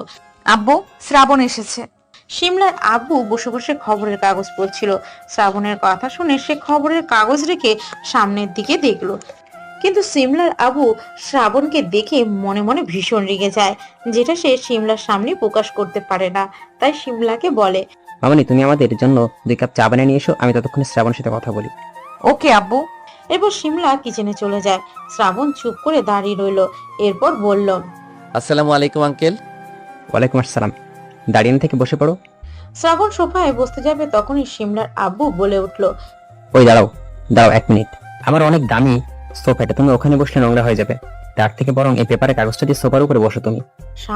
শ্রাবণ সিমলার আব্বুর করা অপমান স্পষ্ট বুঝতে পারলো, কিন্তু কিছু বলল না। চুপচাপ তার কথা মতো বসে পড়লো। আমার মেয়ে নাকি তোমাকে ভালোবাসে। বাসতে পারে, তাই বলে তুমিও কি ওকে ভালোবাসতে পারো? দেখো, তুমি কি করো সেটা আমার বলার দরকার নেই। তুমি যে রোজ সকালে আমার বাসার পেপার দিয়ে যাও, এটা আমি জানি। তোমার কি মনে হয় আমার মেয়েকে আমি কোনো পেপার বয়ের সাথে বিয়ে দিব? আচ্ছা, তোমার বাবা কি করে? নিশ্চয়ই আমার মতো বড় কোনো বিজনেসম্যান হবে তিনি। আমার বাবা একজন রিক্সা চালক। শ্রাবণ অনেক কষ্ট করে কথাটা বলল। তিনি তো আমার থেকে বড় বিজনেসম্যান। ছেলেকে বড়লোক ঘরের মেয়ের সাথে প্রেম করাতে পাঠিয়েছে, যাকে বিনা কষ্টে বড়লোক হতে পারে। আমার বাবাকে নিয়ে একদম বাজে কথা বলবেন না। ওকে ওকে, আমি আসল কথা আসি। বলো, কত টাকা হলে আমার মেয়ের জীবন থেকে সরে যাবে তুমি? আঙ্কেল, সবাই আপনার মতো টাকাকে নয়, কেউ কেউ সত্যি কাউকে ভালোবাসে। আমার কোনো টাকার দরকার নেই। আমি আপনার কথা বুঝতে পেরেছি। আমি নিজে থেকে শিমলার জীবন থেকে সরে যাব। আহা, এত গুড বয়। আমি তো এতক্ষণ ধরে তোমাকে এতই বোঝাতে চাচ্ছিলাম। শিমলা ঠিকই বলছিল, তুই সত্যি খুব ইন্টেলিজেন্ট। শ্রাবণ কিছু না বলে উঠতে যাবে তখন শিমলার আব্বু তাকে আটকে বলল, আরে শোন শোন, এত ব্যস্ত হলে চলে? তোমাকে আমি একটা কাজ দিতে চাই, এর বিনিময়ে আমি তোমাকে টাকাও দিব। সমস্যা নেই। বলতেছি যে তুমি আমার মেয়ের জন্য একটা ছেলে চয়েস করে দিও, যে কিনা তোমার মতো ছোট লোক না হয়ে আমাদের ক্যাটাগরির হয়। এইবার শ্রাবণে চোখ দিয়ে পানি বেরিয়ে গেল, কারণ শিমলার আব্বু অনেক খুঁটিয়ে খুঁটিয়ে অপমান করছে। আর হ্যাঁ, আমি যে তোমাকে এতগুলো বলছি, এগুলো ভুলে আমার মামনিকে বলো না। আর যদি বলে দাও তাহলে আমি বুঝবো যে তুমি সত্যি টাকার জন্য আমার মেয়েকে ভালোবেসছো। আঙ্কেল, আপনি নিশ্চিন্ত থাকতে পারেন, আমি কিছু বলবো না। তবে আজকের দিনটার কথা আমার আজীবন মনে থাকবে। খুব শীঘ্রই আমার সাথে দেখা হবে। ভালো থাকবেন। এটা বলে শ্রাবণ কান্না করতে করতে তার বাসায় চলে যায়। এদিকে সিমলা ড্রয়িং রুমে এসে দেখে তার আব্বু একাই বসে আছে, শ্রাবণ নেই। আব্বু, শ্রাবণ কোথায়? জানি না তো মামুনি, ও একটা ফোন এলো আর আমাকে বললো জরুরি কাজ আছে, ব্যাস এটুকু বলে চলে গেল। তবে ছেলেটা খুবই ভালো। তোমার চয়েস একদম ঠিক আছে মামুনি, তুমি আগের মতো পড়াশোনাটা শেষ করো, এরপর আমি নিজেই তোমাকে বিয়ে দিব। সিমলা খুশিতে তার আব্বুকে জড়িয়ে ধরলো আর সিমলার আব্বু একটা ভিলেন মার্কা হাসি দিল। এরপর সিমলা শ্রাবণকে ফোন দেয়, কিন্তু নাম্বারটা বন্ধ পায়। সিমলা ভাবে ফোনে চার্জ নেই হয়তো, তাই আর বেশি কিছু চিন্তা করে না। শ্রাবণ বাসায় গিয়ে একভাবে কান্না করতে লাগে। আকাশ বিষয়টা দেখে শ্রাবণকে জিজ্ঞেস করে, কিন্তু শ্রাবণ কিছুতেই বলতে চায় না। অবশেষে অনেক কষ্টে আকাশ সবটা জানতে পারে। আকাশ খুবই চিন্তিত হয়ে পড়ে, কারণ আকাশের এই দুনিয়াতে শ্রাবণ ছাড়া আর কেউ নেই। সে শ্রাবণকে তার আপন ভাই মনে করে, আর একজন ভাই কি করে তার চোখের সামনে এইভাবে কান্না করতে দেখতে পারে। আকাশ শ্রাবণের বাড়িতেও কিছু জানাতে পারে না। অবশেষে আকাশ একটা বড় সিদ্ধান্ত নেয়, যেটা শ্রাবণের জীবনকে পুরোই পাল্টে দেয়। এইভাবে 3 দিন কেটে যায়, কিন্তু সিমলা শ্রাবণকে ফোনে পায় না, এমনকি ভার্সিটিতেও দেখতে পায় না। তাই সিমলা অনেক চিন্তিত হয়ে পড়ে। সে বাধ্য হয়ে শ্রাবণের বাসায় যায়, কিন্তু শ্রাবণের বাসায় গিয়ে জানতে পারে শ্রাবণ আর আকাশ নাকি 2 দিন আগে এই বাসা ছেড়ে দিয়েছে। সিমলা খুব অবাক হয়ে যায়। শ্রাবণ বাসা চেঞ্জ করলো আর তাকে একবারও বললো না। এইবার সে শ্রাবণের পরিচিত সবাইকে ফোন দেয়, কিন্তু কেউ শ্রাবণের খোঁজ দিতে পারে না। এমনকি সে আকাশকেও ফোন দেয়, কিন্তু কোনো কাজ হয় না। এইভাবে 1 সপ্তাহ পার হয়ে যায়। সিমলা পুরো পাগলের মতো হয়ে পড়ে। সে খাওয়া দাওয়া একদম বন্ধ করে দেয়, আর সিমলার আব্বু তার মেয়ের এই সুযোগটাই নেয়। সিমলার আব্বু সিমলাকে শ্রাবণের নামে উল্টাপাল্টা বলে। সিমলা কিছুতেই এর কারণ খুঁজে পায় না। সে আগের তুলনায় সবকিছু করা কমিয়ে দেয়, ঠিক মতো খাওয়া দাওয়া করে না, বাসিতেও ঠিক মতো যেত না, হাসতে তো একদম ভুলেই গিয়েছিল। ওই যে কথাই আছে না, কারো জন্য কারো জীবন থেমে থাকে না, ঠিক ওইভাবে সিমলার জীবন কোনো মতে চলতে লাগলো। 4 বছর পরে শ্রাবণ তার অফিসে বসে ল্যাপটপে নতুন একটা অর্ডার নিয়ে কাজ করছিল। তখনই তার কেবিনে আকাশ আসে। কিরে, কি করতেছিস? ভাইয়া, নতুন একটা অর্ডারের উপর কাজ করতেছি। এটা যদি কনফার্ম করতে পারি তাহলে অনেক উপরে উঠে যাবে আমাদের কোম্পানি। আর উপরে ওঠার দরকার নেই, এমনিতেই আমাদের কোম্পানি বাংলাদেশের টপে আছে। কে বলেছে তোমাকে? এইমাত্র আমার কাছে ফোন এসেছে, কালকে বর্ষসেরা বিজনেস অ্যাওয়ার্ড দেওয়া হবে, তোকে সেখানে যেতে হবে। লাস্ট জরিপ অনুযায়ী আমাদের কোম্পানি সব থেকে উপরে আছে, তাই সেখান থেকে আমাকে ফোন করে তোকে যেতে বলেছে। আমি গিয়ে কি করব? তাছাড়াও আমাকে তো কেউ চিনে না। এর চেয়েও বরং তুমি সেখানে যাও, আমি আমার কাজ করি। না, কালকে তোকে ওখানে যেতে হবে, সকলের সামনে তোর ফেস রিসিভ করতে হবে। তুই ভুলে যেতে পারিস, কিন্তু আমি ভুলি নাই। কালকে ওখানে সিমলার বাবাও উপস্থিত থাকবে, আর ওই কুত্তার বাচ্চাকে ওর করা প্রত্যেকটা অপমানের জবাব দিতে হবে। ভাইয়া, সিমলা কি এখনো আমার জন্য অপেক্ষা করে আছে? ও কি এখনো আমাকে খুঁজে বেড়ায়, নাকি অন্য কাউকে আপন করে সংসার শুরু করে দিয়েছে? সেটা কালকেই জানা যাবে, কারণ কালকে ওখানে প্রেস কনফারেন্স থাকবে, বাংলাদেশের সবাই তোকে টিভিতে দেখতে পারবে।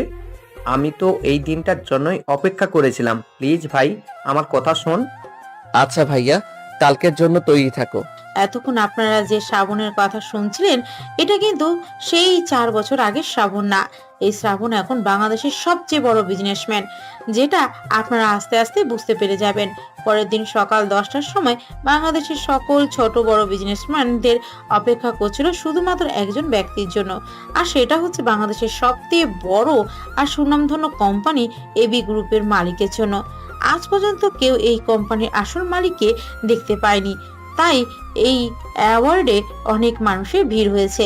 ঠিক 10:30 সকলের সামনে একটি গাড়ি এসে থামলো, বরং তার পিছে আরো 3টা গাড়ি ছিল, কিন্তু সবাই সামনের গাড়িটার দিকে তাকিয়ে আছে, কারণ এটা বাংলাদেশের সবচেয়ে দামি গাড়িগুলোর মধ্যে একটা।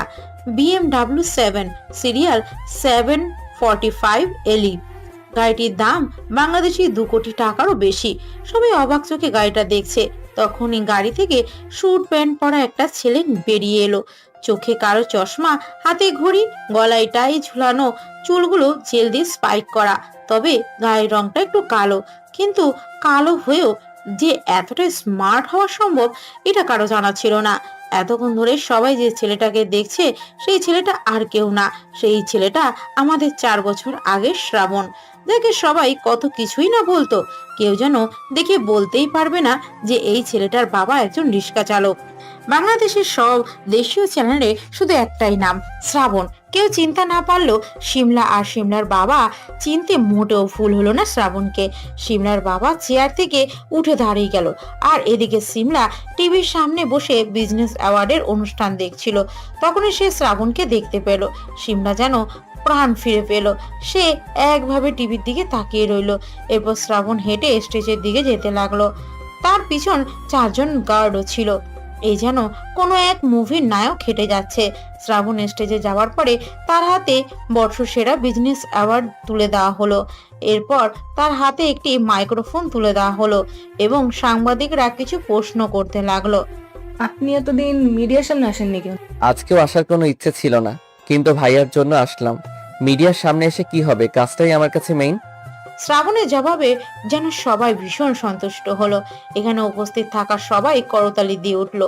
এরপর আরেকজন সাংবাদিক প্রশ্ন করলো, স্যার, লোকমুখে শোনা যায় আপনি মাত্র 4 বছরে এত বড় কোম্পানি গড়ে তুলেছেন। যদি আপনার এই 4 বছরে সবকিছু ছোট করে বলতেন। আচ্ছা শুনুন তাহলে। প্রথমে বলে রাখি, আমার বাবা একজন রিক্সা চালক, আমার মা ছিল গৃহিণী। কোনো মতে আমাদের দিন চলে যাচ্ছিল। তখনই আমার এইচএসসি পরীক্ষার রেজাল্ট দেয়। আমি খুব ভালো পাশ করি, আর আমার মায়ের স্বপ্ন ছিল আমাকে ঢাকা কলেজে পড়াবে। তাই তার স্বপ্ন পূরণের লক্ষ্যে আমার ঢাকা আসা। ঢাকা এসে অনেক কষ্টে সবকিছু ঠিকঠাক করে আমার পড়াশোনা চালাতে লাগি। জানি না আমি বললে আপনারা বিশ্বাস করবেন কিনা, আমি একসময় মাত্র 5,000 টাকার জন্য খবরের কাগজ বিলি করতাম। এইভাবে ঢাকা শহরে আমার প্রথম 1 বছর কেটে যায়। এরপর হঠাৎ একটা কারণে আমি খুব ভেঙে পড়ি ভিতর থেকে। ওই সময় আমার পাশে আমার ভাই আকাশ এসে দাঁড়ায়। আকাশ ভাই একটা কোম্পানিতে জব করত। সে আমার জন্য তার ওই জবটা ছেড়ে দেয়। তার কাছে যত টাকা ছিল সে সব টাকা আমার হাতে তুলে দেয়। এমনকি ভাইয়া ব্যাংক থেকে লোন পর্যন্ত নেয় শুধুমাত্র আমার জন্য। আমি আর ভাইয়া ঠিক করি আমরা দুজনে মিলে একটা ব্যবসায়ী শুরু করব। আমাদের হাতে তখন 5 লক্ষ টাকার মতো ছিল। আমরা খুব ছোট আকারে একটা দোকান ভাড়া নিয়ে আমাদের ব্যবসা আরম্ভ করি। এরপর আল্লাহর রহমতে আমাদের আর কখনো পিছে ফিরে দেখতে হয়নি। একমাত্র আমি আর আমার ভাইয়া জানে আমি জীবনে কতটা কষ্ট করে এই পর্যায়ে এসেছি, কত রাত না খেয়ে কাটিয়েছি। ব্যবসায় একবার এমন লস হয় যে আমাদের আত্মহত্যা করা ছাড়া আর কোনো উপায় ছিল না, কিন্তু আমরা সেই সবকিছু পিছে ফেলে সামনে এগিয়ে যাই। আর আজকে এবি গ্রুপ তার জলজান্ত প্রমাণ। শ্রাবণ কথা বলতে বলতে তার চোখে পানি চলে এলো। সে টিস্যু দিয়ে তার চোখের পানি মুছে নিল। মুহূর্তেই করতালির বন্যা বয়ে গেল। এরপর আরেকজন সাংবাদিক জিজ্ঞেস করলো, স্যার, আপনি কি বিবাহিত নাকি অবিবাহিত? শ্রাবণ হেসে উত্তর দিল, ব্যস্ত লাইফে এগুলোর জন্য সময় পাইনি, তবে একজনকে অনেক ভালোবাসতাম, মানে এখনো বাসি। স্যার, আপনি কি তার উদ্দেশ্যে কোনো মেসেজ দিতে চান? তাহলে এখানে বলতে পারেন। অনেকবার তোমার সামনে গেছি, সাহস করে বলতে পারিনি ভালোবাসি তোমায়। অনেকবার রাস্তার ওই মোড়ের পাশের গোলাপ নিয়ে দাঁড়িয়ে থেকেছি, কিন্তু সাহস হয়নি তোমাকে দেওয়ার। তাই আজ নিরুপায় হয়ে টিভির সামনে বললাম। জানি না এটা তোমার কাছে পৌঁছাবে কিনা, তুমি আমার জন্য অপেক্ষা করেছো কিনা আমি জানি না, তবে আমি এখনো তোমার জন্য অপেক্ষা করে আছি। ঠিক ওই সময় শিমলা টিভির সামনে বসে জোরে জোরে কান্না করতে লাগলো। শিমলা আর এক মুহূর্তের জন্য বাসায় থাকলো না। সে শ্রাবণের অফিসের উদ্দেশ্যে রওনা দিল। এদিকে শ্রাবণ সব ফর্মালিটি শেষ করে গাড়িতে উঠতে যাবে, তখনই শিমলার আব্বুকে দেখতে পায়। শ্রাবণ সোজা শিমলার আব্বুর কাছে যায় আর বলে, থ্যাঙ্কস আঙ্কেল, আপনার সেই দিনের অপমানের জন্যই আজকে আমি এই পর্যায়ে। আর হ্যাঁ, আপনার মেয়ে নাকি আমার অফিসের সামনে এসে কান্নাকাটি করতেছে, সে নাকি আমাকে ভালোবাসে। তা আঙ্কেল বলতেছি, ব্যবসা তো ভালোই ধরেছেন। যেই দেখলেন আমি এত বড় একজন বিজনেসম্যান হয়ে গেছি, অমনি মেয়েকে পাঠিয়ে দিলেন। বাহ বাহ বাহ। আর হ্যাঁ, আপনার জন্য একটা কাজ আছে, এর জন্য অবশ্যই আপনাকে আমি টাকা পেমেন্ট করব। আমার বিয়ে করার খুব ইচ্ছে, তাই বলতেছিলাম আপনি যদি আমার জন্য আমার ক্যাটাগরির একটা মেয়ে খুঁজে দিতেন। এই কথাগুলো শুনে শিমলার আব্বু 4 বছর আগের ঘটনা মনে পড়ে গেল। ঠিক এইভাবে সে শ্রাবণকে অপমান করেছিল, আর আজকে শ্রাবণ তাকে ঠিক সেইভাবেই অপমান করলো। আমার ভুল হয়ে গেছে শ্রাবণ, আমাকে ক্ষমা করে দাও। আমার মেয়েটা সত্যি তোমাকে ভালোবাসে। তুমি চলে যাওয়ার পর থেকেই ও আমার সাথে কথা বলে না, কারণ আমি বাধ্য হয়ে ওকে সবটা সত্যি বলে দিই। ও এখন আমাকে অনেক ঘৃণা করে। Mind your language. আমাকে তুমি বলার সাহস আপনাকে কে দিয়েছে? একটা কাজে ব্যস্ত আছি, তাই আমাকে চলে যেতে হচ্ছে, না হলে আপনাকে আমি দেখিয়ে দিতাম আমি কি পারি। এরপর শ্রাবণ গাড়িতে উঠে সোজা তার অফিসের দিকে যেতে লাগলো, কারণ তার স্টাফ ফোন করে বলেছে সিমলা নাকি ওখানে এসে কান্নাকাটি করছে। শ্রাবণের মনের মধ্যে অজানা একটা আনন্দ ভয় দুটোই কাজ করতে লাগলো। অবশেষে শ্রাবণ তার অফিসের সামনে চলে এলো। শ্রাবণ অফিসে প্রবেশ করার সাথে সাথে ম্যানেজার এসে বলল, স্যার ম্যাডাম আপনার কেবিনে বসে আছেন। এখানে এসে সে অনেক পাগলামি করতেছিল, তাই আমরা তাকে আপনার কেবিন দেখিয়ে দিয়েছি। ঠিক করেছেন, আর আমি না বলা পর্যন্ত কারো আসার দরকার নেই আমার কেবিনে। Okay sir. দেখিস মেয়েটা তোকে আবার মার্ডার করে না ফেলে। এতদিন যে নিখুঁত ছিলি। ভাইয়া তুমি বাসায় যাও তো, আব্বু আম্মুকে গিয়ে বলো ছেলে বাসায় বউ নিয়ে আসতেছে, সবকিছু ঠিকঠাক করে রাখতে। লজ্জা করে না তোর বড় ভাইকে এইগুলো বলতে? আকাশ শ্রাবণের কান টেনে বলল। সেখানে উপস্থিত থাকা সবাই হেসে দিল। অবশেষে সবকিছু ঠিকঠাক করে শ্রাবণ তার কেবিনে প্রবেশ করলো। শ্রাবণ কেবিনে প্রবেশ করেই দেখে সিমলা তার চোখ লাল করে বসে আছে, হয়তো এতক্ষণ ধরে কান্না করছিল। শ্রাবণ আজকে প্রায় 4 বছর করে সিমলাকে দেখলো। আগের থেকে অনেক চিকন হয়ে গেছে সিমলা, তবে দেখতে আগের থেকে একটু বেশি ভালো লাগছে, কারণ চিকন মেয়ে মানেই একটু বেশি সুন্দর। শ্রাবণ দাঁড়িয়ে এগুলো ভাবছিল, তখন সিমলা আর দাঁড়িয়ে না থেকে সোজা শ্রাবণের সামনে চলে এলো। এসে শ্রাবণের গলা টাই টেনে ধরলো আর বলতে শুরু করলো, কুত্তা, এতদিন কোথায় ছিলি? আমার কথা কি একবারও মনে পড়ে নাই তোর? আমাকে একটা বার বলতে পারতি যে আমার আব্বু তোর সাথে বাজে ব্যবহার করেছে, এরপর দেখতি আমি কি করতে পারি। সিমলা রেগে এগুলো বলতে বলতে কান্না করে দিল। আর শ্রাবণ আর দেরি না করে সিমলাকে বুকে টেনে নিল। সিমলা কান্না করেই চলেছে। এই পাগলি, এবার কান্না থামাও, আমি তো এসে গেছি নাকি? তারপরও সিমলার কান্না থামার কোনো নাম নেই। কান্না না থামালে আমি যাই, আর কিন্তু তোমার কাছে ফিরে আসবো না। শ্রাবণ এটা বলে চলে যেতে লাগলো। তখন সিমলা আরো জোরে জোরে শ্রাবণকে জড়িয়ে ধরলো আর বলল, কোথাও যেতে দেব না তোমাকে, এইভাবে সারা জীবন জড়িয়ে ধরে রাখবো। ওরে বাস, ভালো তো, তাহলে ধরে রাখো এইভাবে। এরপর 1 সপ্তাহ পরে শ্রাবণ আর সিমলার বিয়েটা হয়ে যায় পারিবারিক ভাবে। এর মাঝে সিমলার আব্বু শ্রাবণের সাথে অনেকবার কথা বলার চেষ্টা করেছে, কিন্তু প্রত্যেকবারই অসফল হয়েছে, কারণ শ্রাবণের কাছে ক্ষমা বলতে এখন কোনো শব্দ নেই। এর মাঝে একবার শ্রাবণের মামা শ্রাবণের বাসায় আসে, কিন্তু শ্রাবণ তাকে প্রচুর অপমান করে তাড়িয়ে দেয়। কারণটা আপনারা অবশ্যই জানেন। এইভাবে শ্রাবণ আর সিমলার ভালোবাসার জয় হয়। গল্পটার সাথে বাস্তবে কোনো মিল নেই, তবে এই গল্পের মধ্যে থেকে আমরা এটুকু অবশ্যই বুঝতে পারি যে আমাদের সমাজের সবাই মানুষ, হোক সে ধনী বা গরিব, সকলের বেঁচে থাকার অধিকার আছে। তাই আমরা এমন কোনো কাজ না করি যেটাতে কেউ কষ্ট পাক। আর সময় একদিন সকলেরই আসে। গল্পে শ্রাবণ তার বাস্তব প্রমাণ।